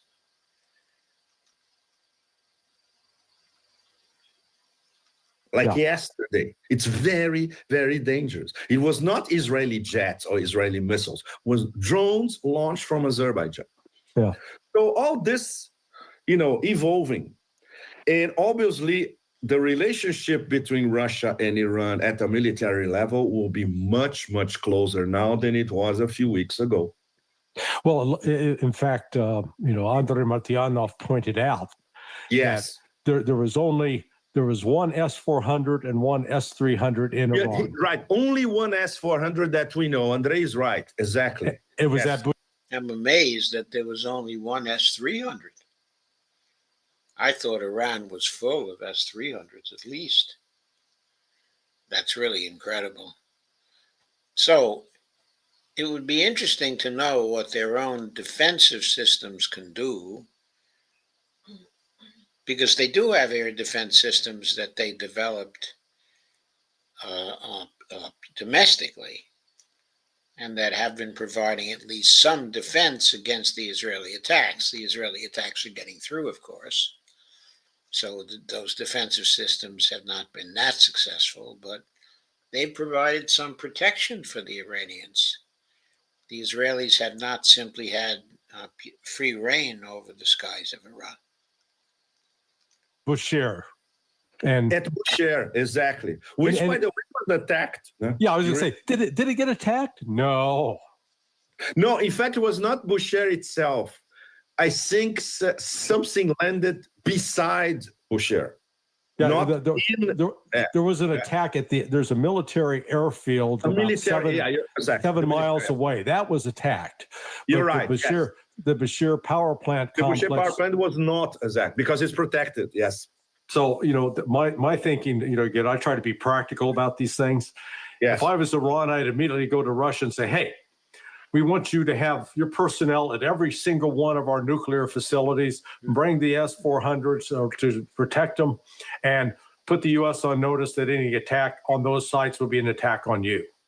This is what... Now, that is a great suggestion.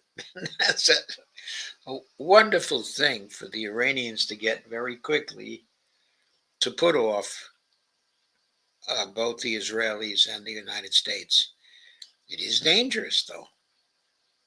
It would be a risky maneuver, because if the United States foolishly believes the Russians and the Iranians are bluffing, then that might speed up any attack. They should do, Larry, and probably coming from the IRGC, I would say they are seriously considering it. Yeah. Well, they learned their lessons the hardest way, man. Because the attacks on Iran, some of them were, and even today in Iranian media, they are recognizing that, yes, some of the attacks were devastating. but we can recover. But for them, it's going to take much longer because they're alone. There's nobody helping them. Yeah. Israel, the Americans can throw everything, the special cargo shipments, whatever. Iran, now they have to start from scratch again, and not to mention the civilian installations. Well, so is your take, do you think that Russia and China both appreciate that Iran is a critical chess piece?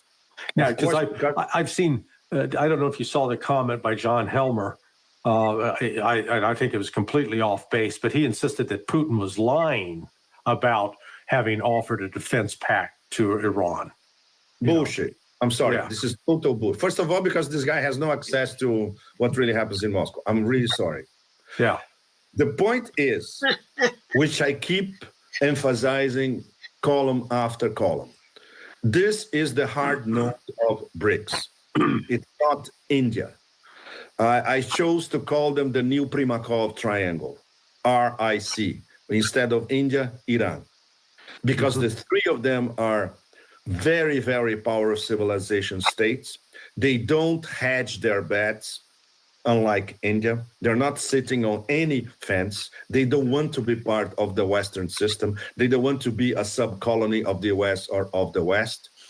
They are, three of them, they are under sanctions. And three of them, as you know very well later, are considered existential threats to the US. Yeah, yeah. When you put this all together, these are the top three targets. There's no question about that. And of course, this is discussed in Moscow at the top think tank level, at the forums that you usually go when you come to Moscow, at the St. Petersburg forum last week. This is one of the key discussions. Russia has to pay really close attention to Iran because Russia is next. Yeah, yeah. They identified Iran as the weakest link. After Iran, if they destroy Iran, if they manage to fragment Iran, the next one will be Russia. They tried with Ukraine, it didn't work. They will try again. And of course, the third node, the Chinese, we were observing all this transfixed because, oh shit, if something happens to Iran, first of all, for us, it's a national security problem because of all the energy they import. Second, that $400 billion deal, energy versus infrastructure, that they signed in 2010, if I'm not mistaken, a long time ago, keeps going. So these three BRICS, the new Primakov triangle, they know exactly all the machinations. There was an element, I would say, until this week of Persian pride. This is something that we see when we visit Iran. They have to be proud of at least 2,500 years of civilization, diplomacy, art, culture, etc. They are a civilization state at this level, up there. Right. Of course, after 40 years of sanctions, they were weakened. Of course, you go to many, like, in last month, can you believe it?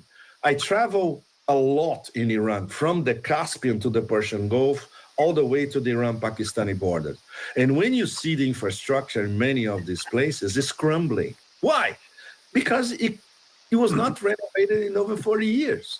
Yeah. One of these, their port in the Caspian, wow, I thought it was in a very poor part of South America, for instance. There's practically no infrastructure. How can they have cargo ships coming from Astrakhan in Russia, crossing the Caspian, going to this port, and then going all the way to the Persian Gulf with that level of non-infrastructure? Impossible. Mm-hmm. No wonder the Russians, they want to build a railway marginal to the Caspian, because it will be cheaper and faster and better infrastructure instead of crossing the Caspian, and then you arrive at a port where there's nothing. So you see these kind of problems everywhere. No, non-upgraded infrastructure. But what our great friend Alistair Crook taught. But the Chinese are so good, at infrastructure. The Russians are getting pretty good at it too. But the Chinese expertise at infrastructure is unrivaled right now. They can upgrade Iran in 10 years easily if the Iranians and the Chinese choose to collaborate on that. Talks about when he talks about resistance, Alistair is very much impressed with what he saw in Iran many years ago. Alistair went to Qom. He talked to Ayatollahs, So when you do something like that, you understand the theological aspect, and at the same time, you understand the substrata of these ethics of resistance. It's impossible to explain this to the West, Larry. Absolutely impossible. Yeah. Well, the thing with Iran that strikes me is at least even prior to June 13th, there's still sort of this, and it existed in Russia too, this desire to be liked by the West, to have this, they want to have a relationship with the West. Yeah, and there's always gang, Larry. It's the people around the president. For instance, whenever I asked about Pezeshkian, I always had an extremely polite answer, but basically saying, yeah, he's too weak. Yeah. And obviously, the problem is he was elected, democratic elections. Now, I would say that most of the country is starting to understand he's not the right man for the historical moment. Raisi was. Right. Raisi was, wow, he was tough. And Raisi was, and it should be noted here, that there's a lot of suspicion around his accidental helicopter death. He was coming back from Azerbaijan, where they were dedicating a dam or something. It was a joint project of Iran, and Azerbaijan. And of course, his helicopter crashed. There was suspicion at the time that the helicopter pilot was actually an agent who was working for the West in some way. Okay, but anyway, Raisi was killed, and that brought about the elections that installed the new president, Pezeshkian, into power. Raisi would have been much tougher. His absence caused True Promise 3 to be postponed by some months. It was not the only factor, but it was an important factor. Right. Raisi was, wow, he was tough and knew the stakes. And he said, no, accommodation under their terms, no way. And that's the problem with Pezeshkian. He's still striving for some sort of accommodation. He believed in all the kabuki since the beginning of the negotiations. He only woke up the day that the nuclear installations were bombed. Yeah, yeah. I wrote yesterday that if there's an official in Iran that somehow believes that they can have an accommodation with the West, exactly, they should be removed. They should be removed. But this means the current president and the people around him. That's why can't they have an accommodation with the West? Because they are at the center of the Belt and Road Initiative and the North-South transportation corridor. Both of those initiatives, which are central to BRICS. If you take out Iran, you take a very large brick out of the structure of BRICS. You make it very difficult to complete the connectivity that BRICS is trying to create. That's why there can be no accommodation, because the West is unalterably opposed to the common activity BRICS will create, because the hegemon, ourselves, would not be able to dominate BRICS. It would lose domination of the world island. The key to it all, okay, is Iran right now.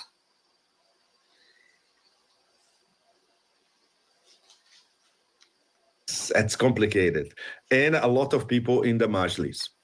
But you see, the Majlis is not. Yeah, the parliament in Tehran is fascinating. I went in the past to some of the sessions. It's as lively as a parliament in the West. There's real debate. Did you see that they unanimously voted to block the Strait of Hormuz?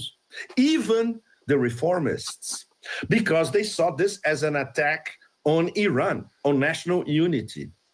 And that's very, very important. This is one of the reasons for the so-called ceasefire. One of my old school deep state sources, Larry, I don't know if you know him. One day I'll throw you the name and you tell me if you know or not. He said that the CIA told Trump directly, look, the Chinese are terrified about the possible closure of the Strait of Hormuz. Of course they are, because their energy comes through the Strait of Hormuz. And this was one of the reasons why Trump decided to go ahead with the bombing, because he knew that the Iranians would later on say, okay, we're going to block the Strait of Hormuz. But the thing turned around when I'm not sure Trump, because he doesn't see the big picture. Some people around him told him, look, if they close the Strait of Hormuz, the global economy disappears in a few weeks, days or weeks. And then he started to have taco. Yeah. Then he went taco. Once I looked at the numbers, that 80% of the oil coming out of the Persian Gulf, coming through the straits, goes to Asia. And I'm thinking, why is Iran going to take an action that's going to hurt Asia, where the Asians are supporting Iran? That doesn't make sense. It would be a selective blockade. This is what they were discussing, Larry. Yeah, selective blockade. In this interval between the parliament voting, okay, let's block the Strait of Hormuz, and the final decision, which has to come from the Supreme Council and Khamenei himself. They were discussing, okay, maybe a selective blockade. Everything that will be shipped to Europe and the West, blocked. Yeah. Everything that is going to Russia, China, South Korea, whatever, no problem. Yeah. What the Yemenis were doing in the Bab al-Mandeb for months, and it worked. It was a selective blockade of the Red Sea. Yeah, and that would make sense. That would make sense, exactly. And as you know, Larry, the Persians are. It's a sign of a real culture and civilization. They are cool, calculating, very well informed. They take their time to make a big decision. They analyze all angles. They are very good at designing scenarios and all that. They're very, very serious people. Mm-hmm. Well, yes, go ahead, please. Yeah. Well, no, I was just going to say to follow that up. Notice the difference in civilian casualties inflicted by Iran and Israel, what Israel did in Iran. Exactly. I mean, it was like 36.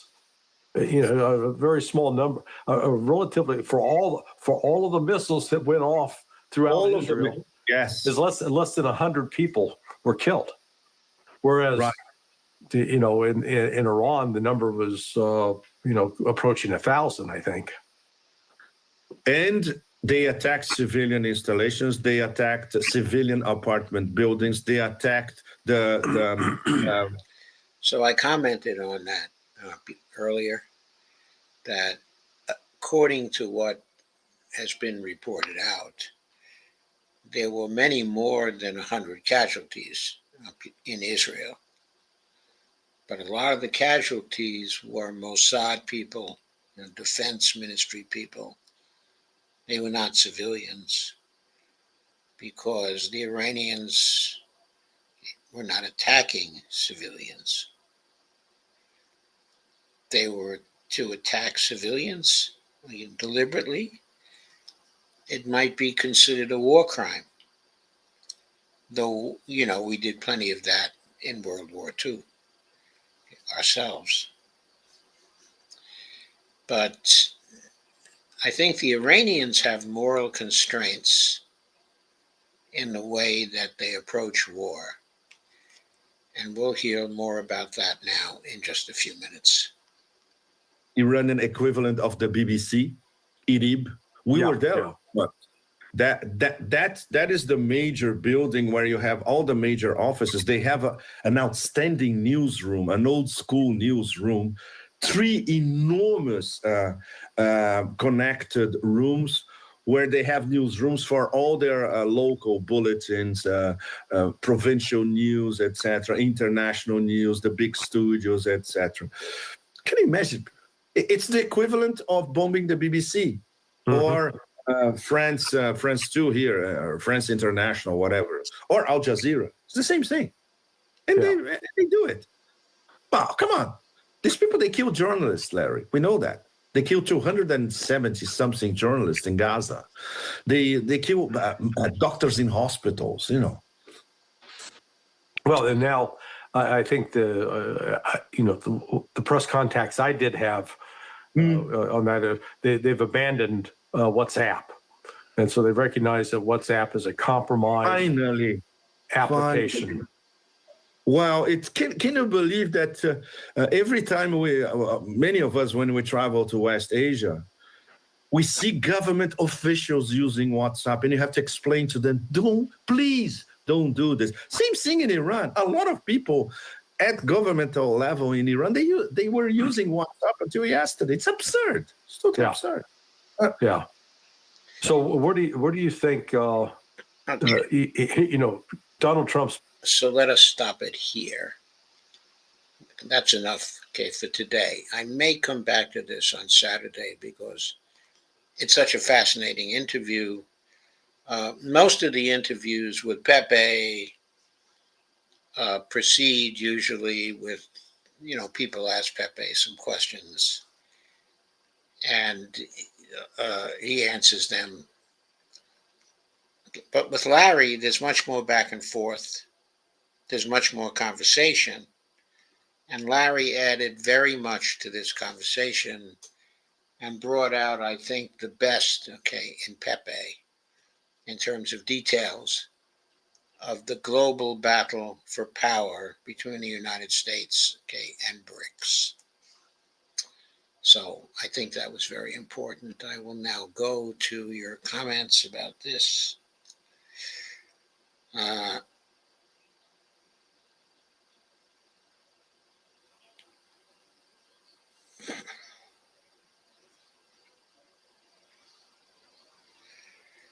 Even I said, interesting, Dr. Joe, when you said the deep state would be opposed to terror. I always thought they were part of it. They're part of it, and they're sponsors of terror.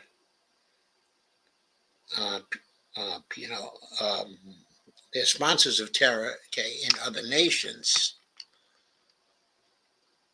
They're sponsors of terror in foreign policy. But inside of the United States, I don't think they're the ones who are sponsoring terror here, though, of course, they can occasionally be responsible for, false flag attacks here. I don't put that past them. But I think what they want to do here is to support establishment figures who are supporting them. And those establishment figures are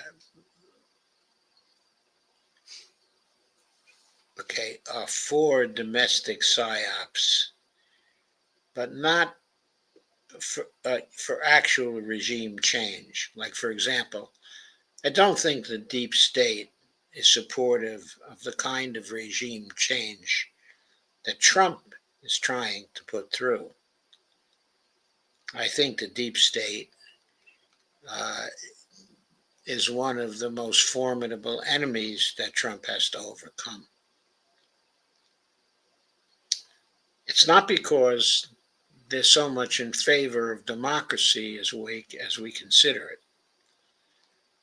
It's because they're in favor of supporting the establishment politicians who support them, keeping them in office, keeping the population repressed.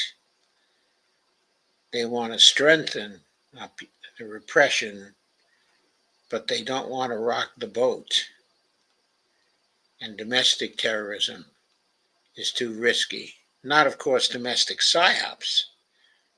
I think they engage in those all the time in order to try to control the foreign policy of the United States. So that was a comment from Michael D. Turning. Thank you, Michael. Well, okay, let us go on with some of the blogs we have tonight. Hello, Dee, are you there? Yes, I'm here. I had myself muted for a bit. Okay. It's So kind I would like of noisy here. Okay.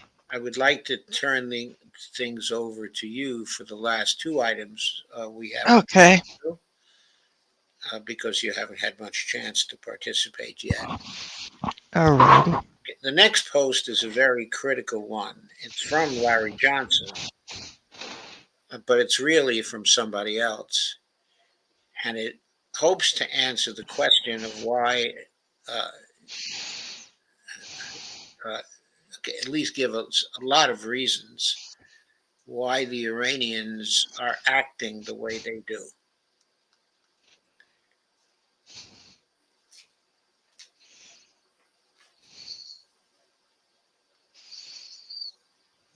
Okay, there it is. Okay. Sonar 21.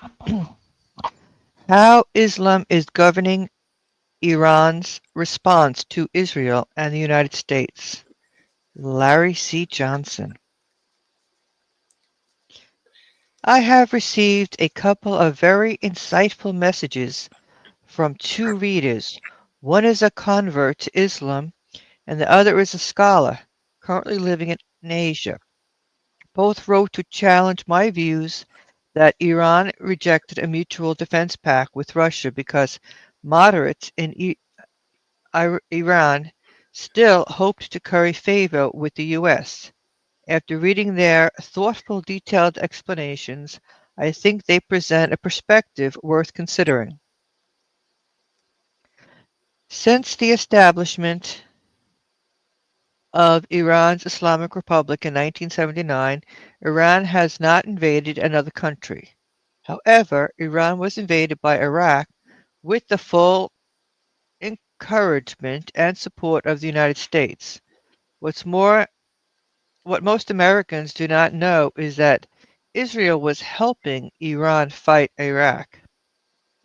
Israel began supplying weapons to Iran in early 1980, shortly after the outbreak of the Iran-Iraq War.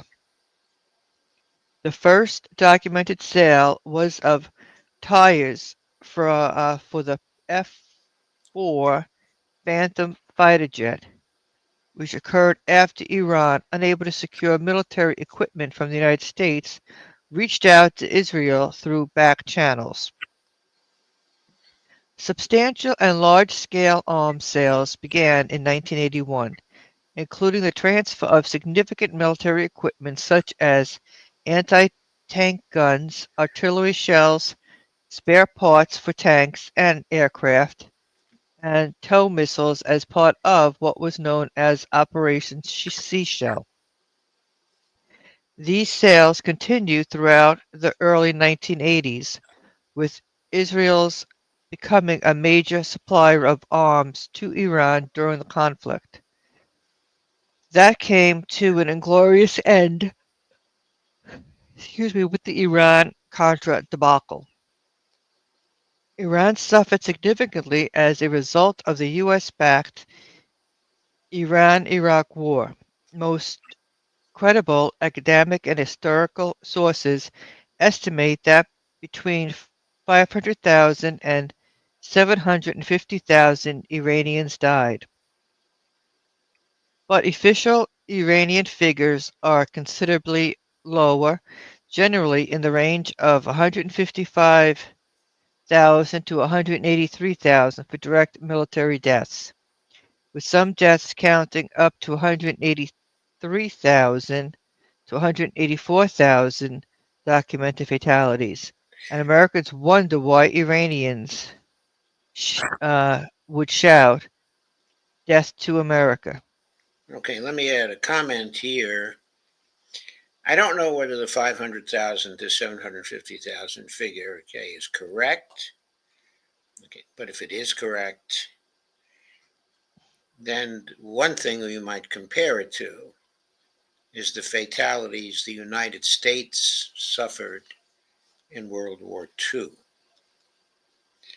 Towards the end of World War II, the United States had a population of around, I guess it must have been 140 to 145 million. It wasn't even at the 150 million point yet. We lost 400,000 people, okay, in the Second World War. I think the figure is 440,000 or 450,000 to be fair. Okay. But the Iranians, with a population of 90 million, and it was less than 90 million then, it was probably 80 million then, might have lost the 500,000 to 750,000 here. So they suffered much more, okay, in the the Iran-Iraq War proportionately, and we suffered in the whole of the Second World War. Now, let's say the official Iranian figures are correct, and they range. Okay, let's take the higher figure of 183 to 184,000 documented fatalities. That's okay for 80 million people again,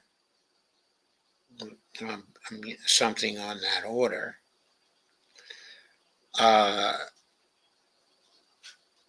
So that is comparable, even if the lower figures are correct, that is comparable to the war deaths that we had during the whole of the Second World War as a proportion of the total population of Iran. So I just wanted to point that out to give some more perspective about why the Iranians would chant death to America. Please continue, Dee. Okay, so let me present the enlightening essay by my new friend. He is a native American who converted to Islam. I have not asked his permission to publish this, which is why I am not naming him. However, what he wrote is very compelling and I want to share it with you. Begin essay from a native American convert to Islam. Iran's military response to Israel was governed by the following theological constraints. 1. The Iranian military was not allowed Islamically to do preemptive strikes. 2. They were not allowed Islamically to continue fighting whenever the enemy wishes to stop fighting. And 3. They are only allowed to fight defense battles. Wars of aggression are Islamically forbidden. Okay, so I have to add here that I've always been surprised that the Iranians, even in their retaliation to the Israeli attacks, that they have not fired their missiles at the Israeli West Bank settlers. I mean, even here in this True Promise 3, I'm not aware of, they're attacking any West Bank sites. They have the precision to do it.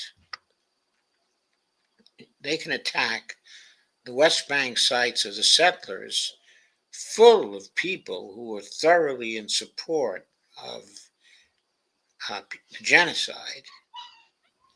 Uh, but they have not attacked those settlers because there continue to be civilians. Their attacks on Israel have been directed at the Israeli military on the territory of Israel.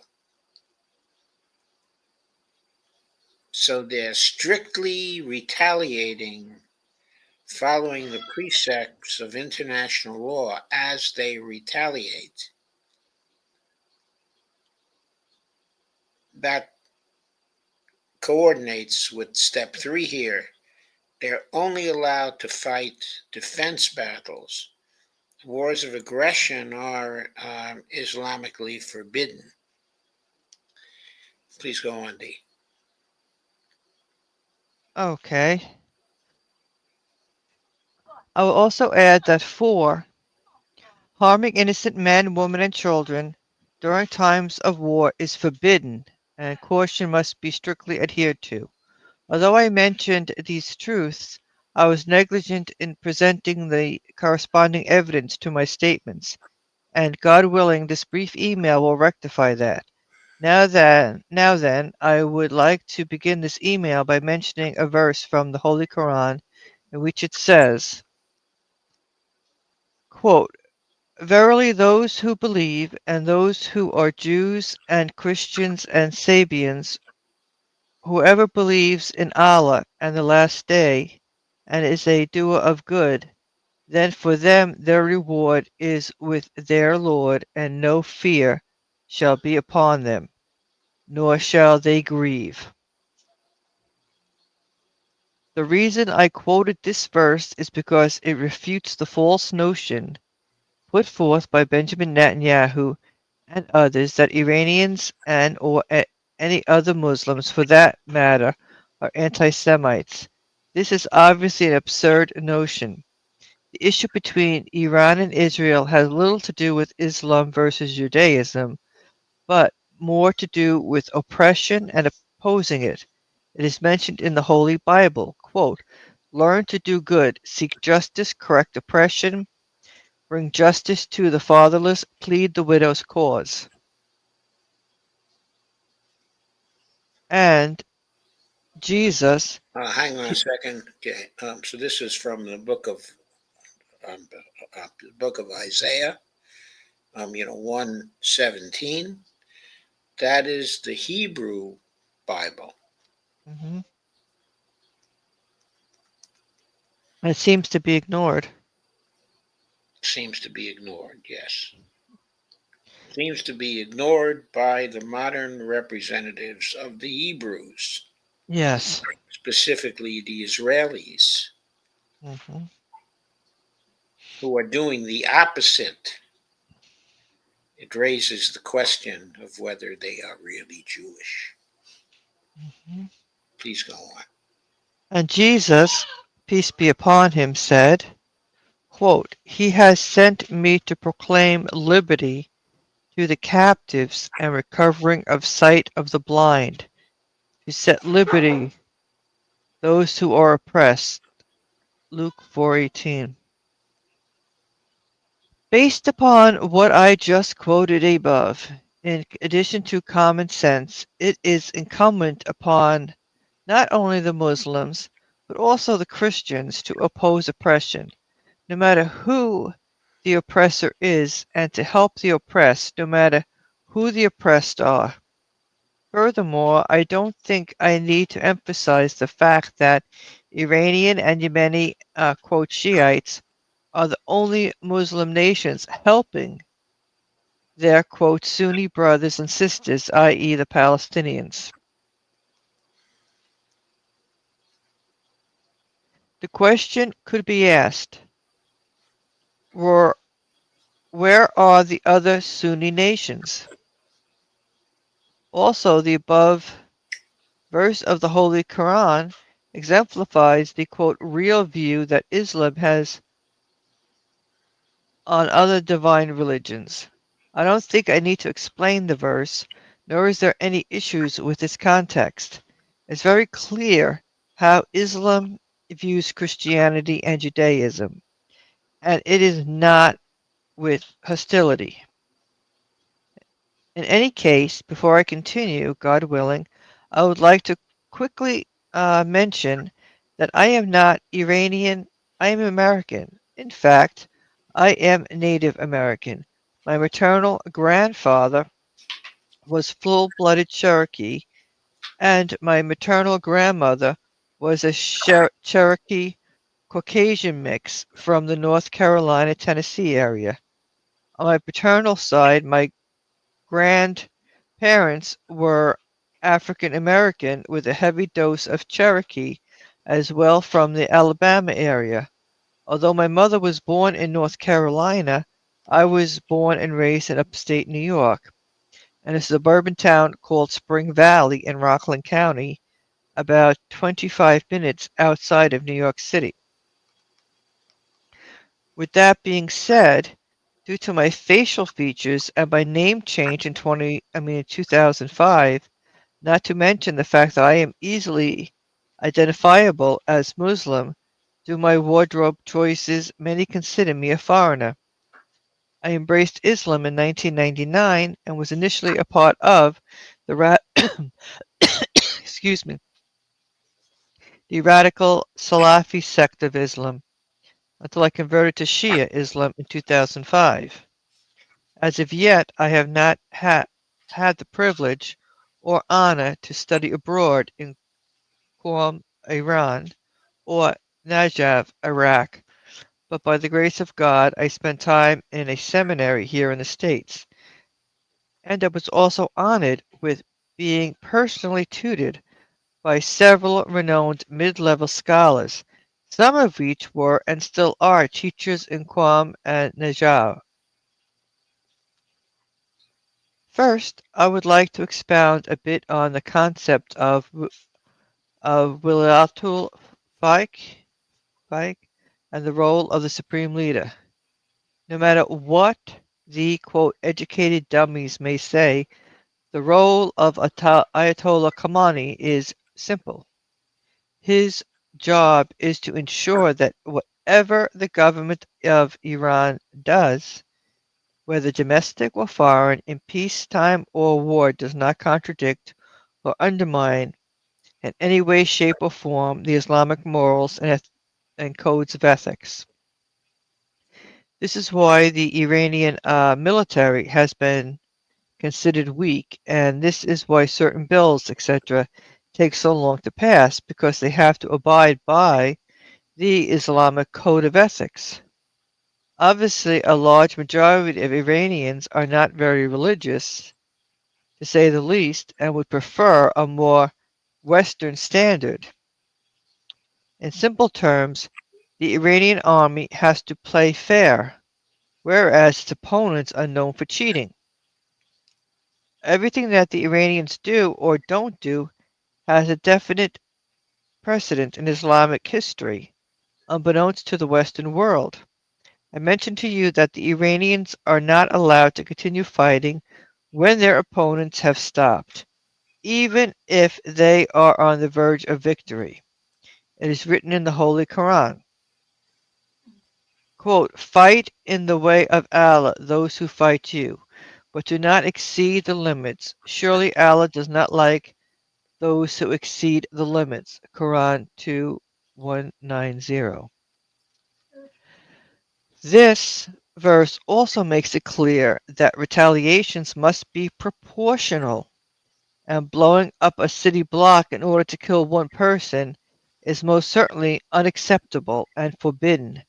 Not to mention, it implicitly condemns preemptive strikes, and there is a clear and simple precedent for this. A person cannot be punished for something she hasn't done yet. quote, fight them until there is no more oppression. But if they cease, then let there be no hostilities except on the oppressors, and that's in the Quran, 2193.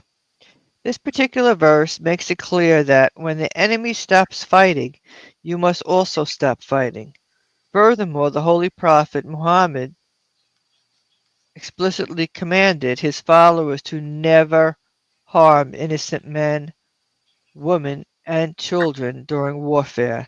This is why the Iranian military is vigilant in their trying to limit casualties, focusing on military and infrastructure targets.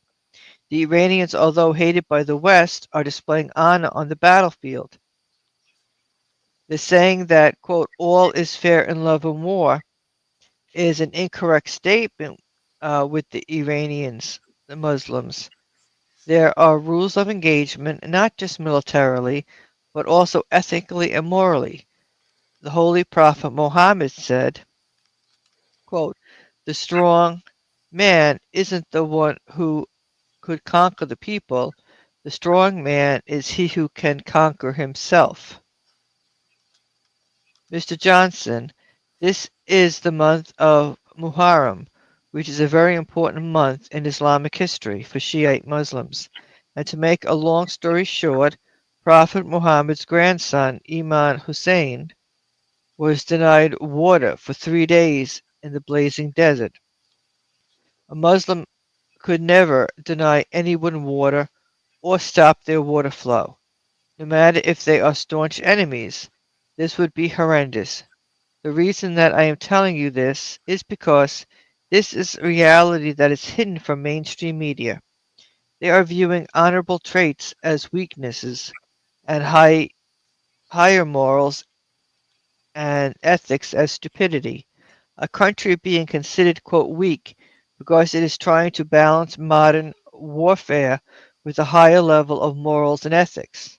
A country being considered an enemy because it opposes oppression.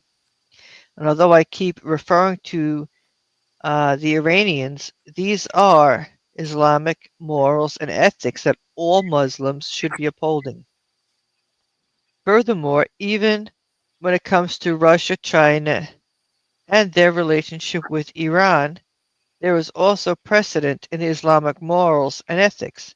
It has been said by the Holy Prophet Muhammad, quote, your friends are three, and your enemies are three. Your friend is your friend's friend is your friend, and your enemy's enemy is your enemy. Likewise, your enemy is your enemy, your enemy's friend is your enemy, and your friend's enemy is your enemy.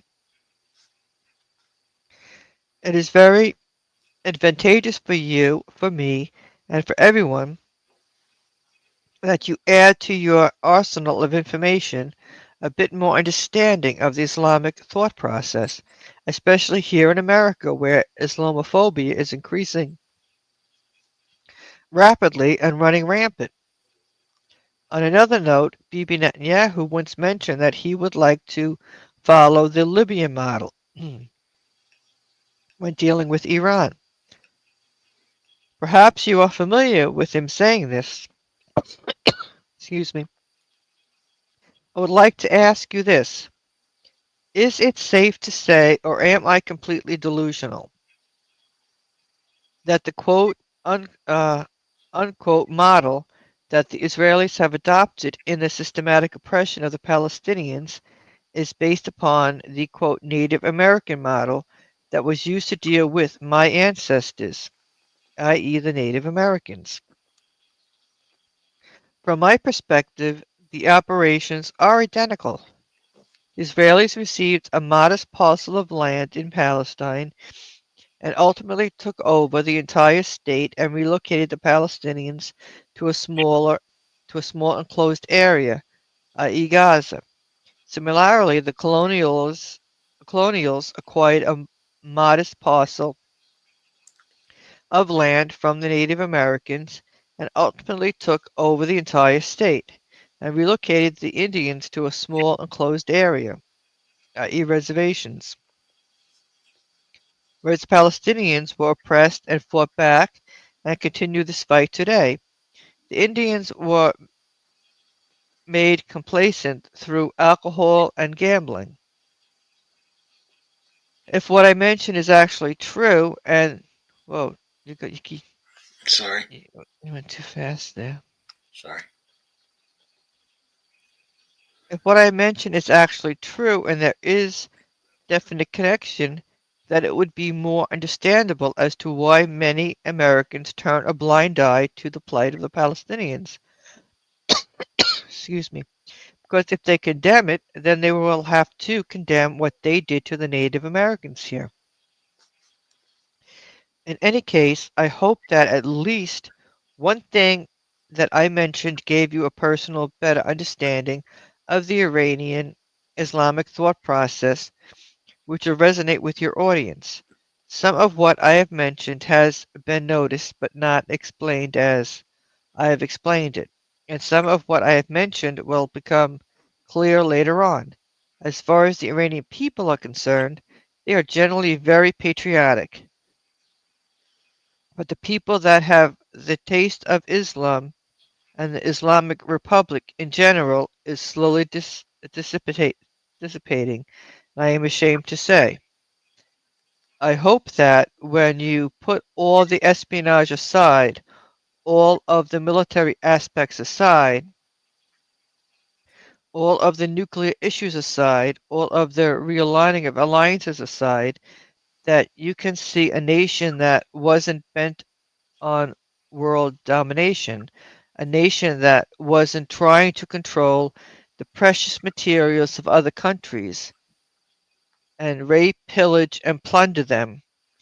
Just a nation, maybe the last nation that simply believed in something and tried diligently to keep it alive. Sorry.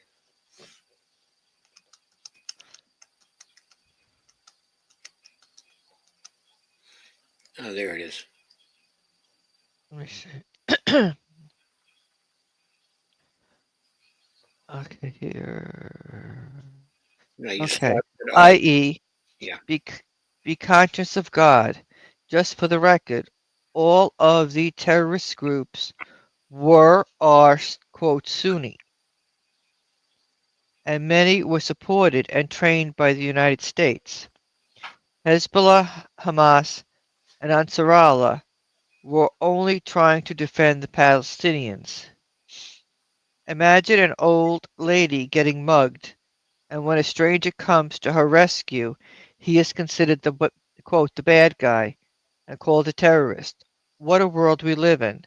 Thank you again, Mr. Johnson, for allowing me this honor. May God continue to enlighten you and continue to use you as a vessel to enlighten others. I appreciate all you do. Take care.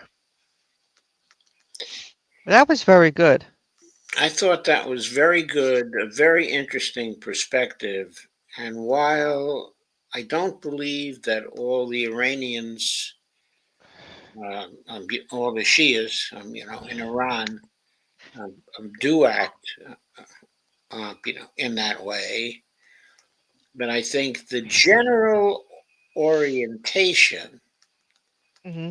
that when you war, you follow certain rules that has affected decision making inside of Iran, Oh, definitely. especially because the IRGC is very close to the supreme leader, who in turn is a Shia leader and clearly very concerned with what the Quran has to say about how you ought to fight, a war.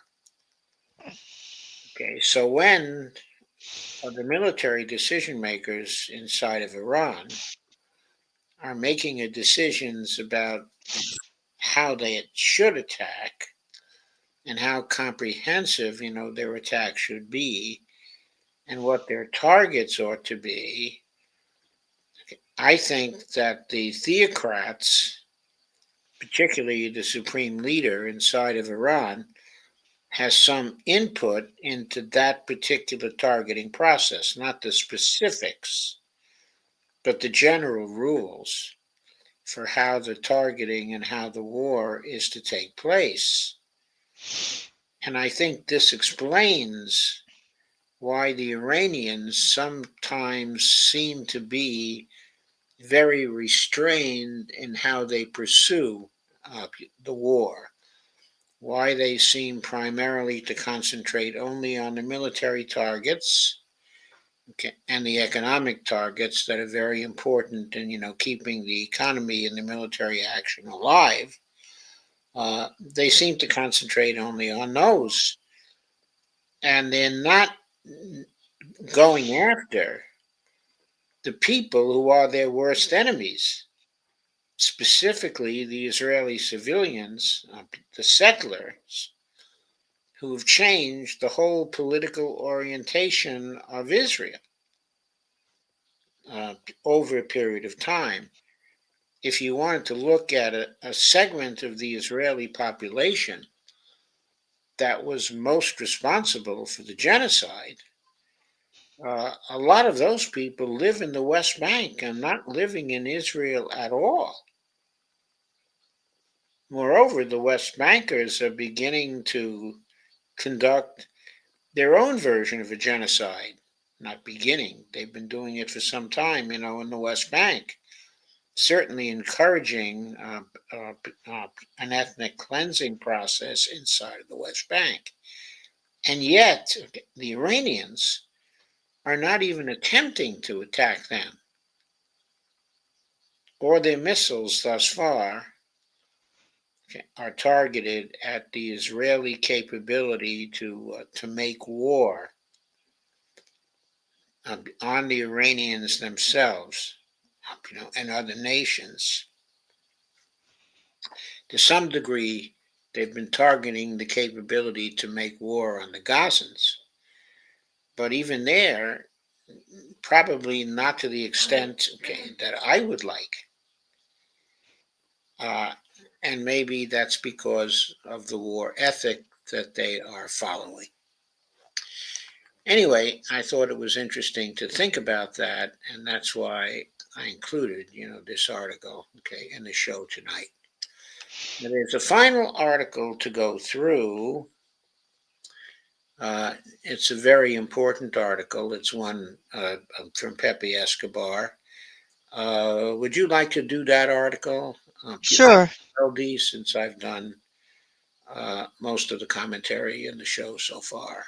Okay, it sounds fine. Okay, so I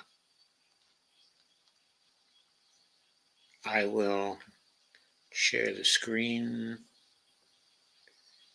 now for it.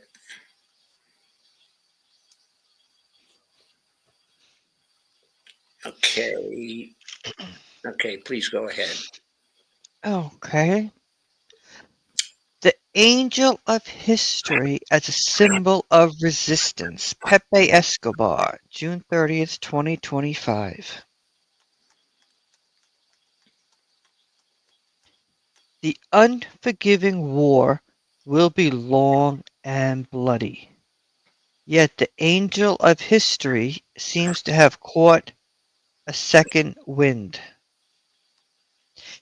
It's one of the most mesmerizing passages in the history of knowledge. In the ninth of his These Are the Philosophy of History, Walter Benjamin, Jewish tragic figure, solitary genius, dissects Paul Klee's haunting painting, Angelus Novus, and graphically explains to posterity and the drama facing of the angel of history.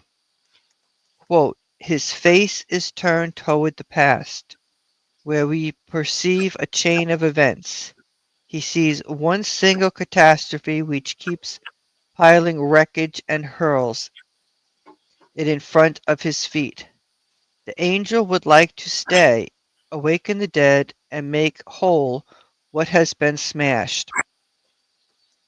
But a storm is blowing in from paradise.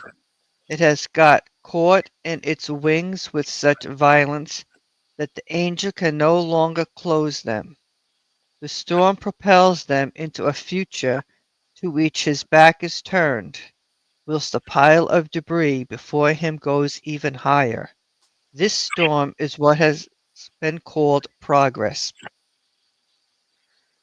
The time has come to go beyond what may be read as a very apocalyptic Christian parallel between divinity and violent retribution, as Alistair Crooke detailed in his astonishingly perceptive 2010 book Resistance, the Essence of the Islamist Revolution.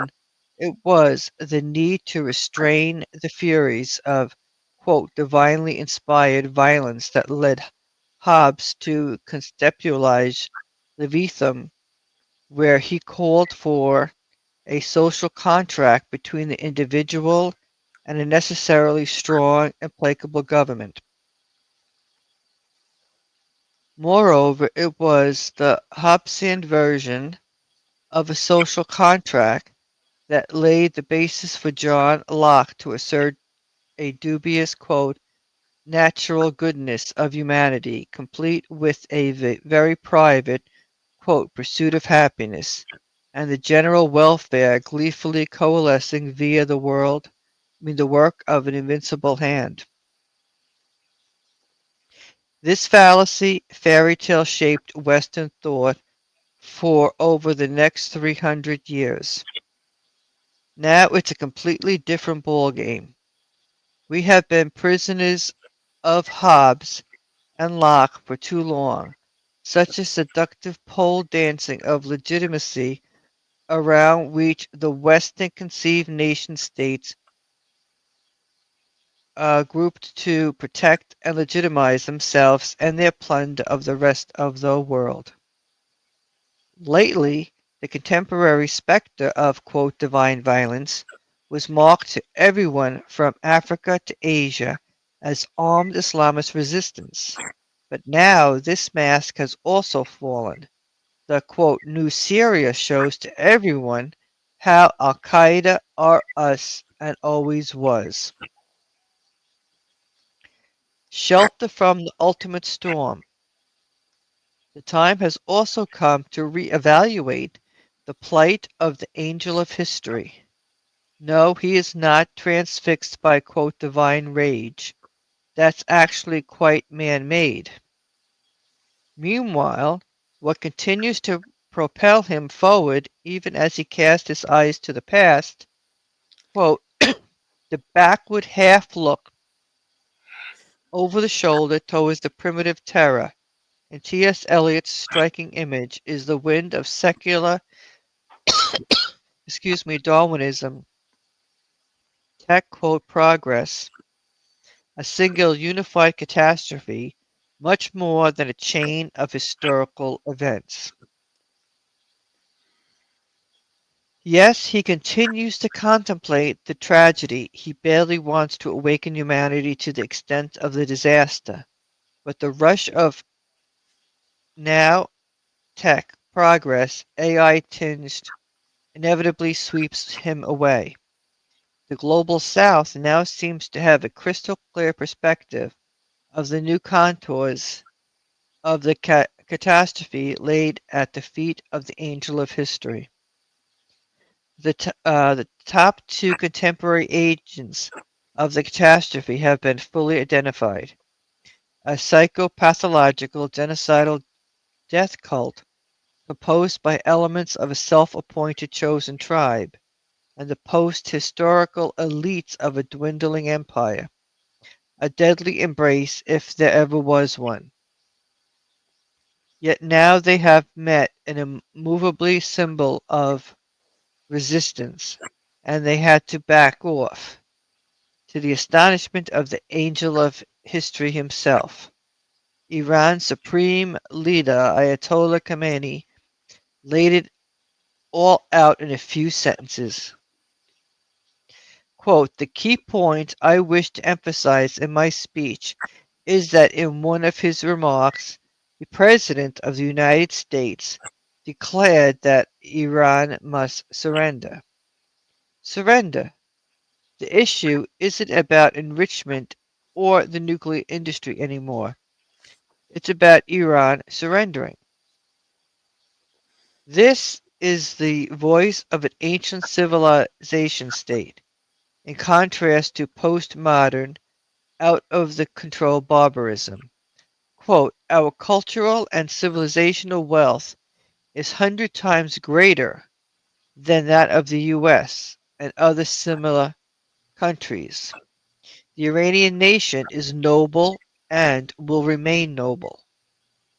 An irrational and certainly not, quote, divine storm now aims to totally paralyze the angel of history, imprinting on the narrative their revamped but equally tawdry notion of, quote, end of history applied to the circumscribed space of West Asia. And that brings us to how the resistance will have to delve deep into the nitty gritty, as in the practicalities of deterrence and defense, so the angel of history may reinvent himself.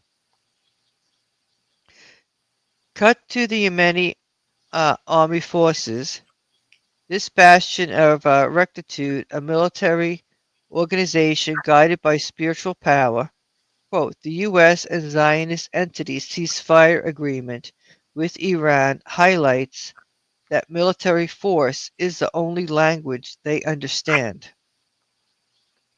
And to it, the number one lesson from the 12-Day War, whoever controls the skies eventually will control the lands.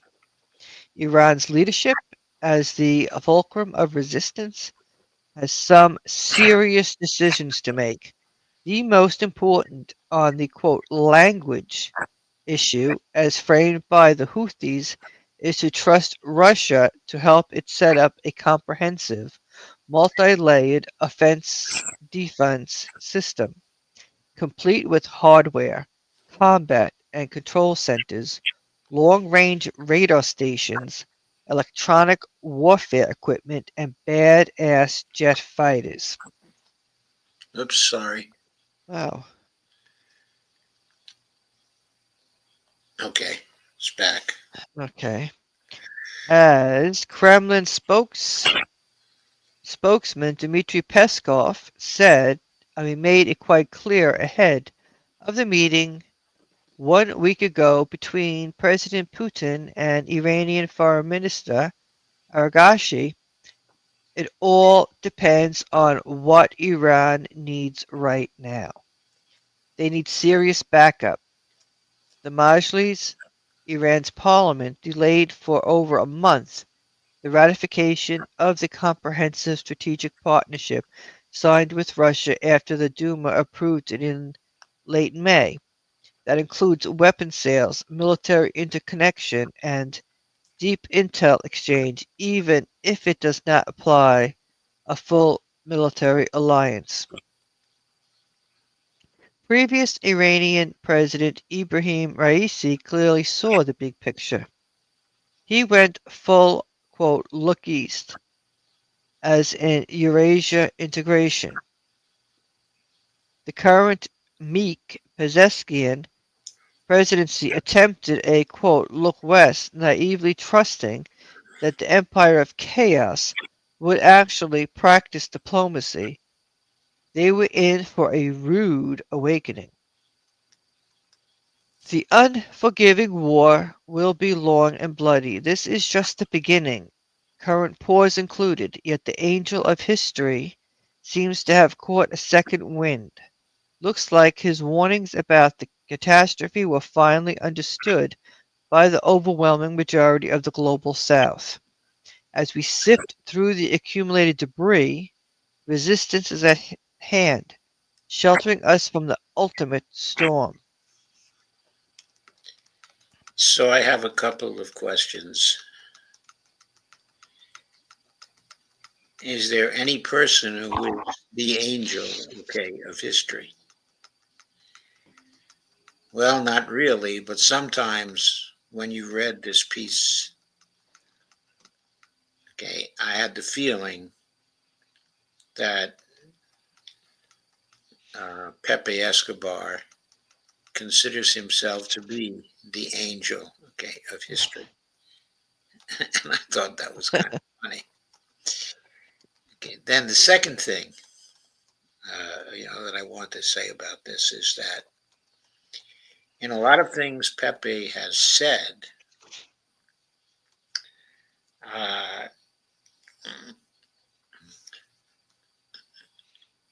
while being very enthusiastic over the efforts of BRICS and over the progress of BRICS, okay, in various ways, he has also been very pessimistic about uh, uh, uh, uh, uh, certain aspects.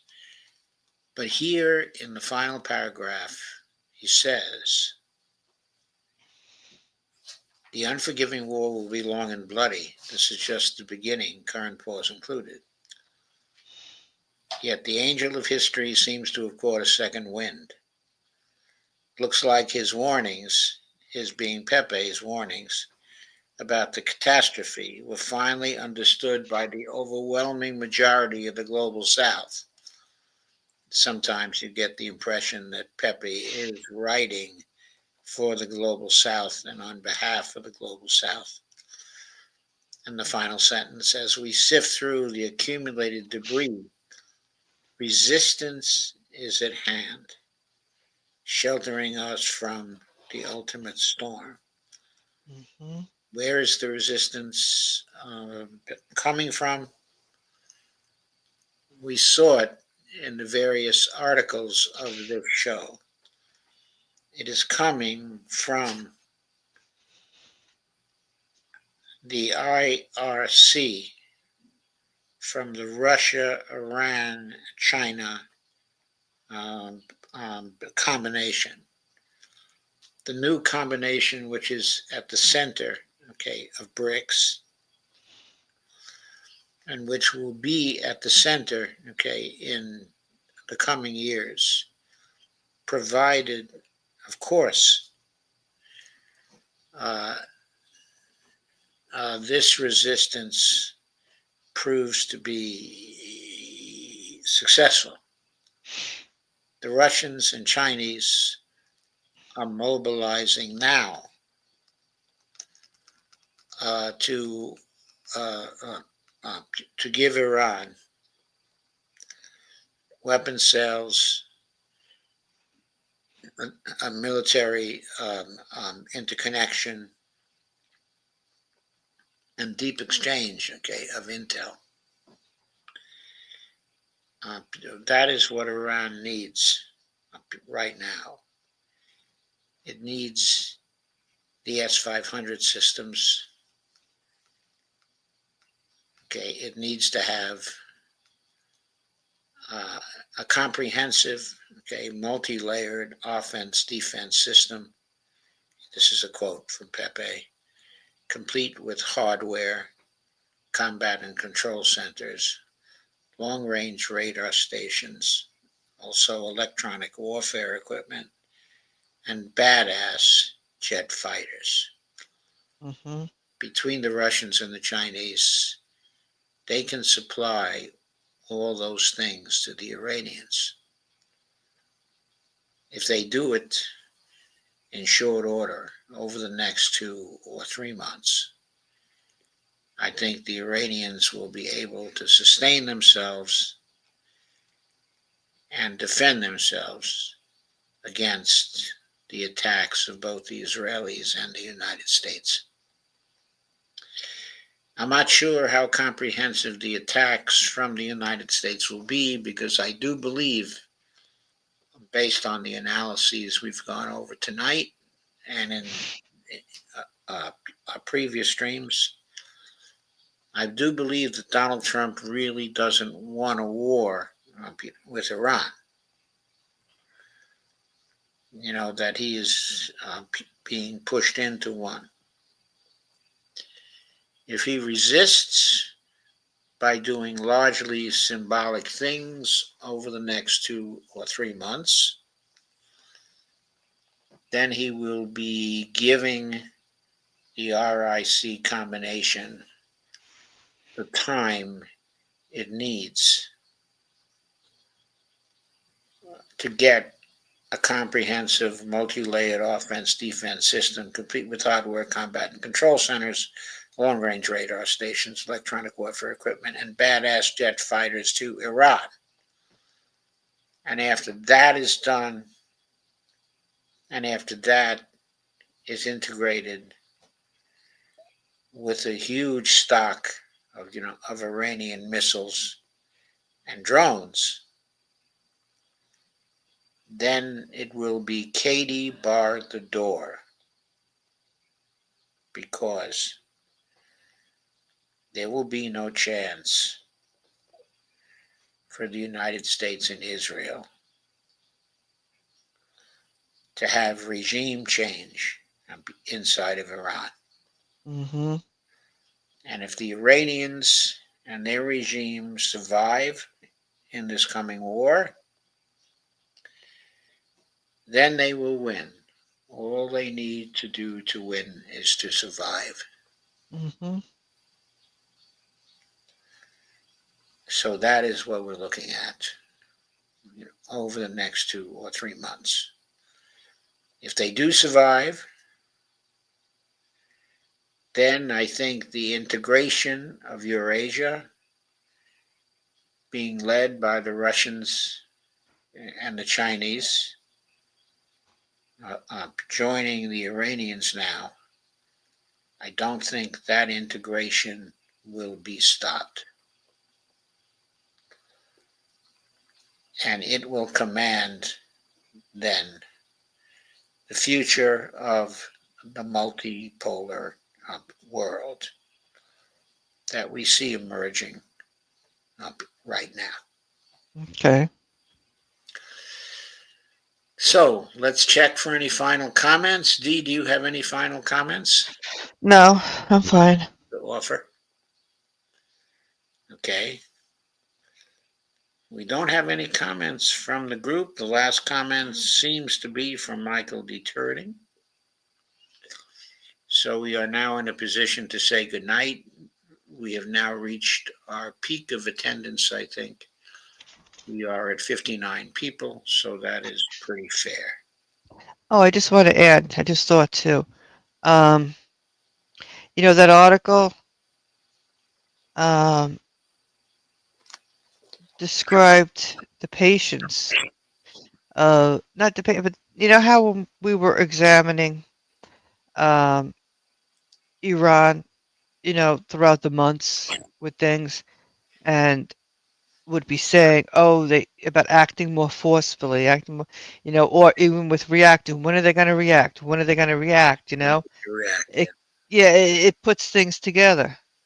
It does put things together, because even though they could have retaliated in True Promise 3, once they delayed at the time of the original retaliation,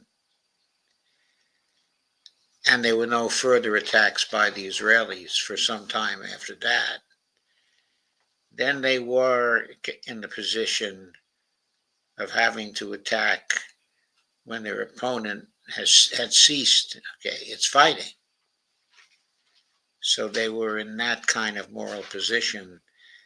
And that's why they never did True Promise 3 until they were attacked again by the Israelis. What is it now? 2 weeks ago. Mm-hmm. So they planned for True Promise 3. They evidently laid very careful plans. And we saw when True Promise 3 finally occurred, it was a graduated offense. They used their older missiles first. They understood that what they needed to do was to run the Israelis out of interceptor missiles, and they used their older missiles to force the Israelis to expend their interceptor missiles on those.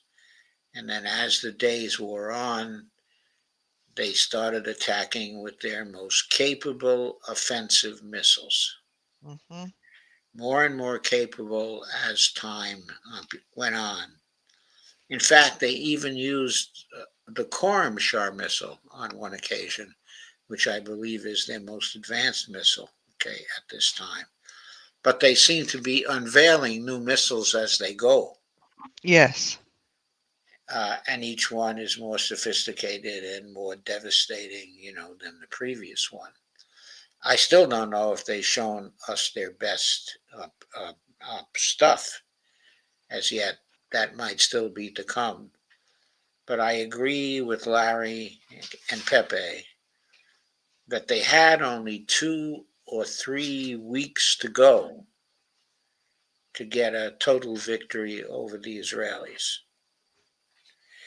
And since the ceasefire is not really a ceasefire, what we may get from it is, not a collapse of Israel within 2 to 3 weeks, but maybe it will take 6 to 8 weeks instead of 2 to 3 weeks. But the Right. retaliations from Iran to the ceasefire violations are impressive enough that they do represent a threat to the continued existence of Israel, the continued functioning of Israel, even at this lower intensity level. Furthermore, if the Houthis should pick up the intensity of their attacks on Israel, and if Hezbollah comes back and starts replying to the violations of ceasefire with retaliatory actions of their own, the combination of the three may be more than the Israelis are able to handle, and maybe finally then they will come to the conference table prepared for the kinds of peace negotiations and peace settlement that Jeffrey Sachs has talked about. Mm-hmm. On Saturday, I will talk about the latest proposal from Jeffrey Sachs, then a collaborator of his. And I will also talk about some other things that I have in mind at this point. Okay. So I'll be back on Saturday, and UD will have shows tomorrow. Yes. And also Thursday and Friday. Yes. Most likely. Okay. Will Madeline be joining you tomorrow night? She still has this class, so I'll probably be out by myself. Okay. And I'll just put out if, somebody wants to pop in. They don't have to stay the whole time, but just whatever. Okay. Yeah, so what do you make of Netanyahu coming to the USA again? I didn't hear that he came to the USA again. Oh, he's planning next week. Okay. I don't know whether he's planning on talking to the Congress again and trying to mobilize support, for more and more equipment for Israel. I personally think that we're limited in what we can do, not because of the monetary aspect of it. That's never really a problem. But we need to have the factory resources to produce the military equipment the Israelis need within a relatively short time. The question is, can our factories keep up with the military equipment that the Russians, and the Iranians and the Chinese will be providing for Iran during this period of time? And let's say we're talking about a 2 or 3 month period. I don't know how many interceptors the United States will be able to produce in a 2 or 3 month period. I don't suppose it's going to be very many. Maybe it'll be 240, maybe 300, maybe 400 missiles. The Iranians will surely keep up with that, and they already have a stock of many thousands of missiles. No one knows how many. I believe myself they've got a stock in the hundreds of thousands of missiles. They haven't even begun to scratch it yet. Yeah, it's just, like something's going on because here he couldn't attend his court, his the week in court. He may be trying to construct a deal where he comes to the United States and lives out his days here, free from prosecution by the Israelis. He may be ready to leave. Right, in this way. There are news articles saying that the right wing in Israel is abandoning his government now. But didn't he have And they would like to be supporting somebody else. Huh? Didn't he have some international crime thing? He has that, but he's not so much worried about that right now. He's worried about some domestic scandals inside of Israel for which he is being tried from time to time. Okay. But they can't complete the trial and get a conviction because he's still the prime minister. Okay. Right. That's Yes. the first thing he has to worry about. The International Criminal Court thing, he probably figures if he comes here, he'll be protected from that. He'll probably have Secret Service to protect him from that. And he'll be able to live out his days here. How many days there will be, I don't know. His health is in very serious condition. That's probably another reason why he'll come here, because he can probably expect the highest level of health expertise here. They have, of course, very good medicine inside of Israel, but Israel is a very dangerous place. And, wherever he is in Israel, he might be subject, to attack from the Iranians, to a retaliatory attack. Right, he's in the bunker a lot. Yeah, he's in the bunker a lot.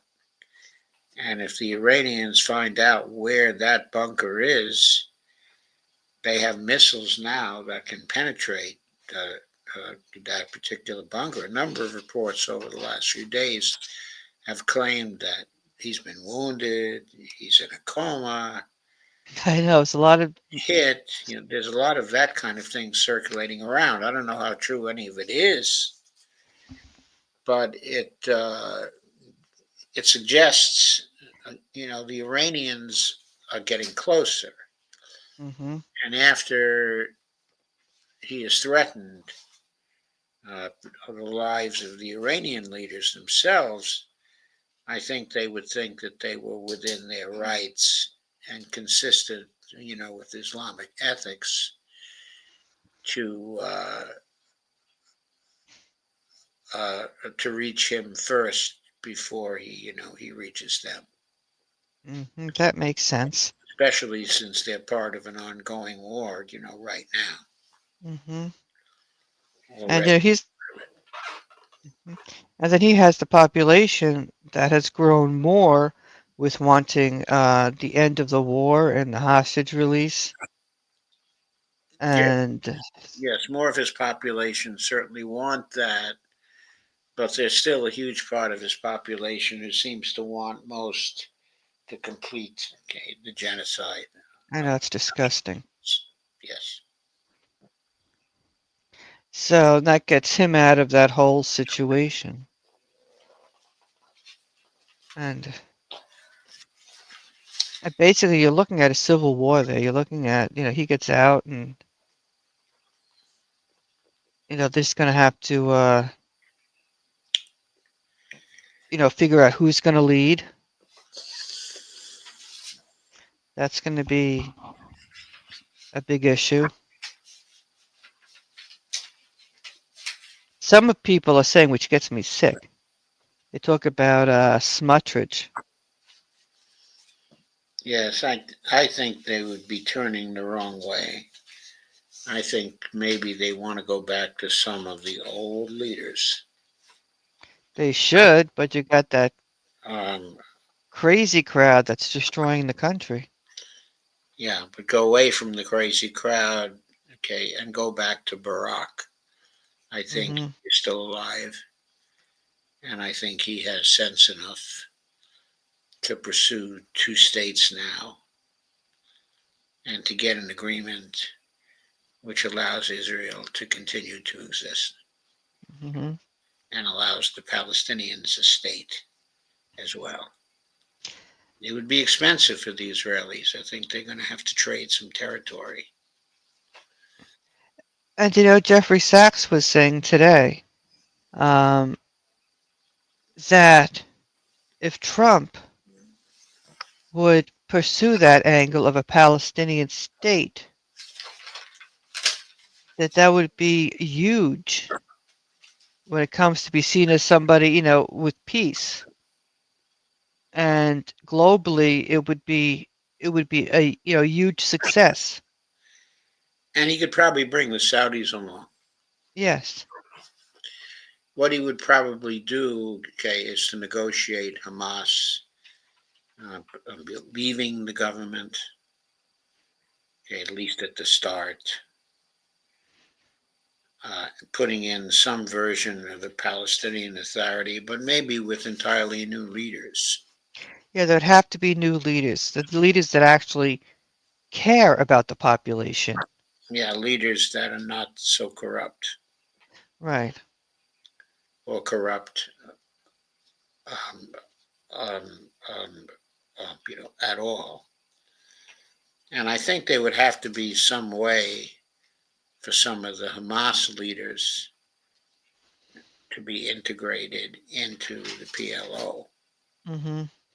so that, the future PLO is representative of what the people of Gaza want. Mm-hmm. I think there would have to be that. Right, because the problem is the occupation. You got rid of the occupation, you're getting rid of the problem. That's what I think. I think what's been going on hasn't been terrorism. It's been resistance to occupation. Mm-hmm. I don't even think of Hamas as doing terrorism for its own sake. No, it had to do with um, the occupation, and then when we look back in time, all that was going on with Al-Aqsa Mosque. And that still goes on with Al-Aqsa Mosque every year. Yeah. Every year when the season comes, the Israelis begin to get very abusive. Mm-hmm. So it was all about the fact of the behaviors of the crazies and, the occupation. You bring back normalcy into Israel. And you change the situation. Exactly. Yes. Okay. Okay. I think that ends it for the evening. Yes, it does, and I will be back tomorrow, actually, later on today, Yeah, it is later on today. 9:30 p.m. Eastern Time. Okay. Thank you, Dee. Thank you, and it was a great show. Well, thank you. Yes, I like that when you have the different YouTube uh, sections. Yeah, I think that does go well. I think the frequent commentary on it, makes it legal Yes, because we're doing value added, so it's not a violation of copyright, right. and we're doing enough commentary that I think that certainly is value added. Yes, I think so. So there we are. There we are. Good night, Bonnie. Good night. Great show. Yeah, thank you. I thought so. Okay. Good night, Dee. Hey, good night, Joe. Good night, everyone. Good night, everyone. Sorry.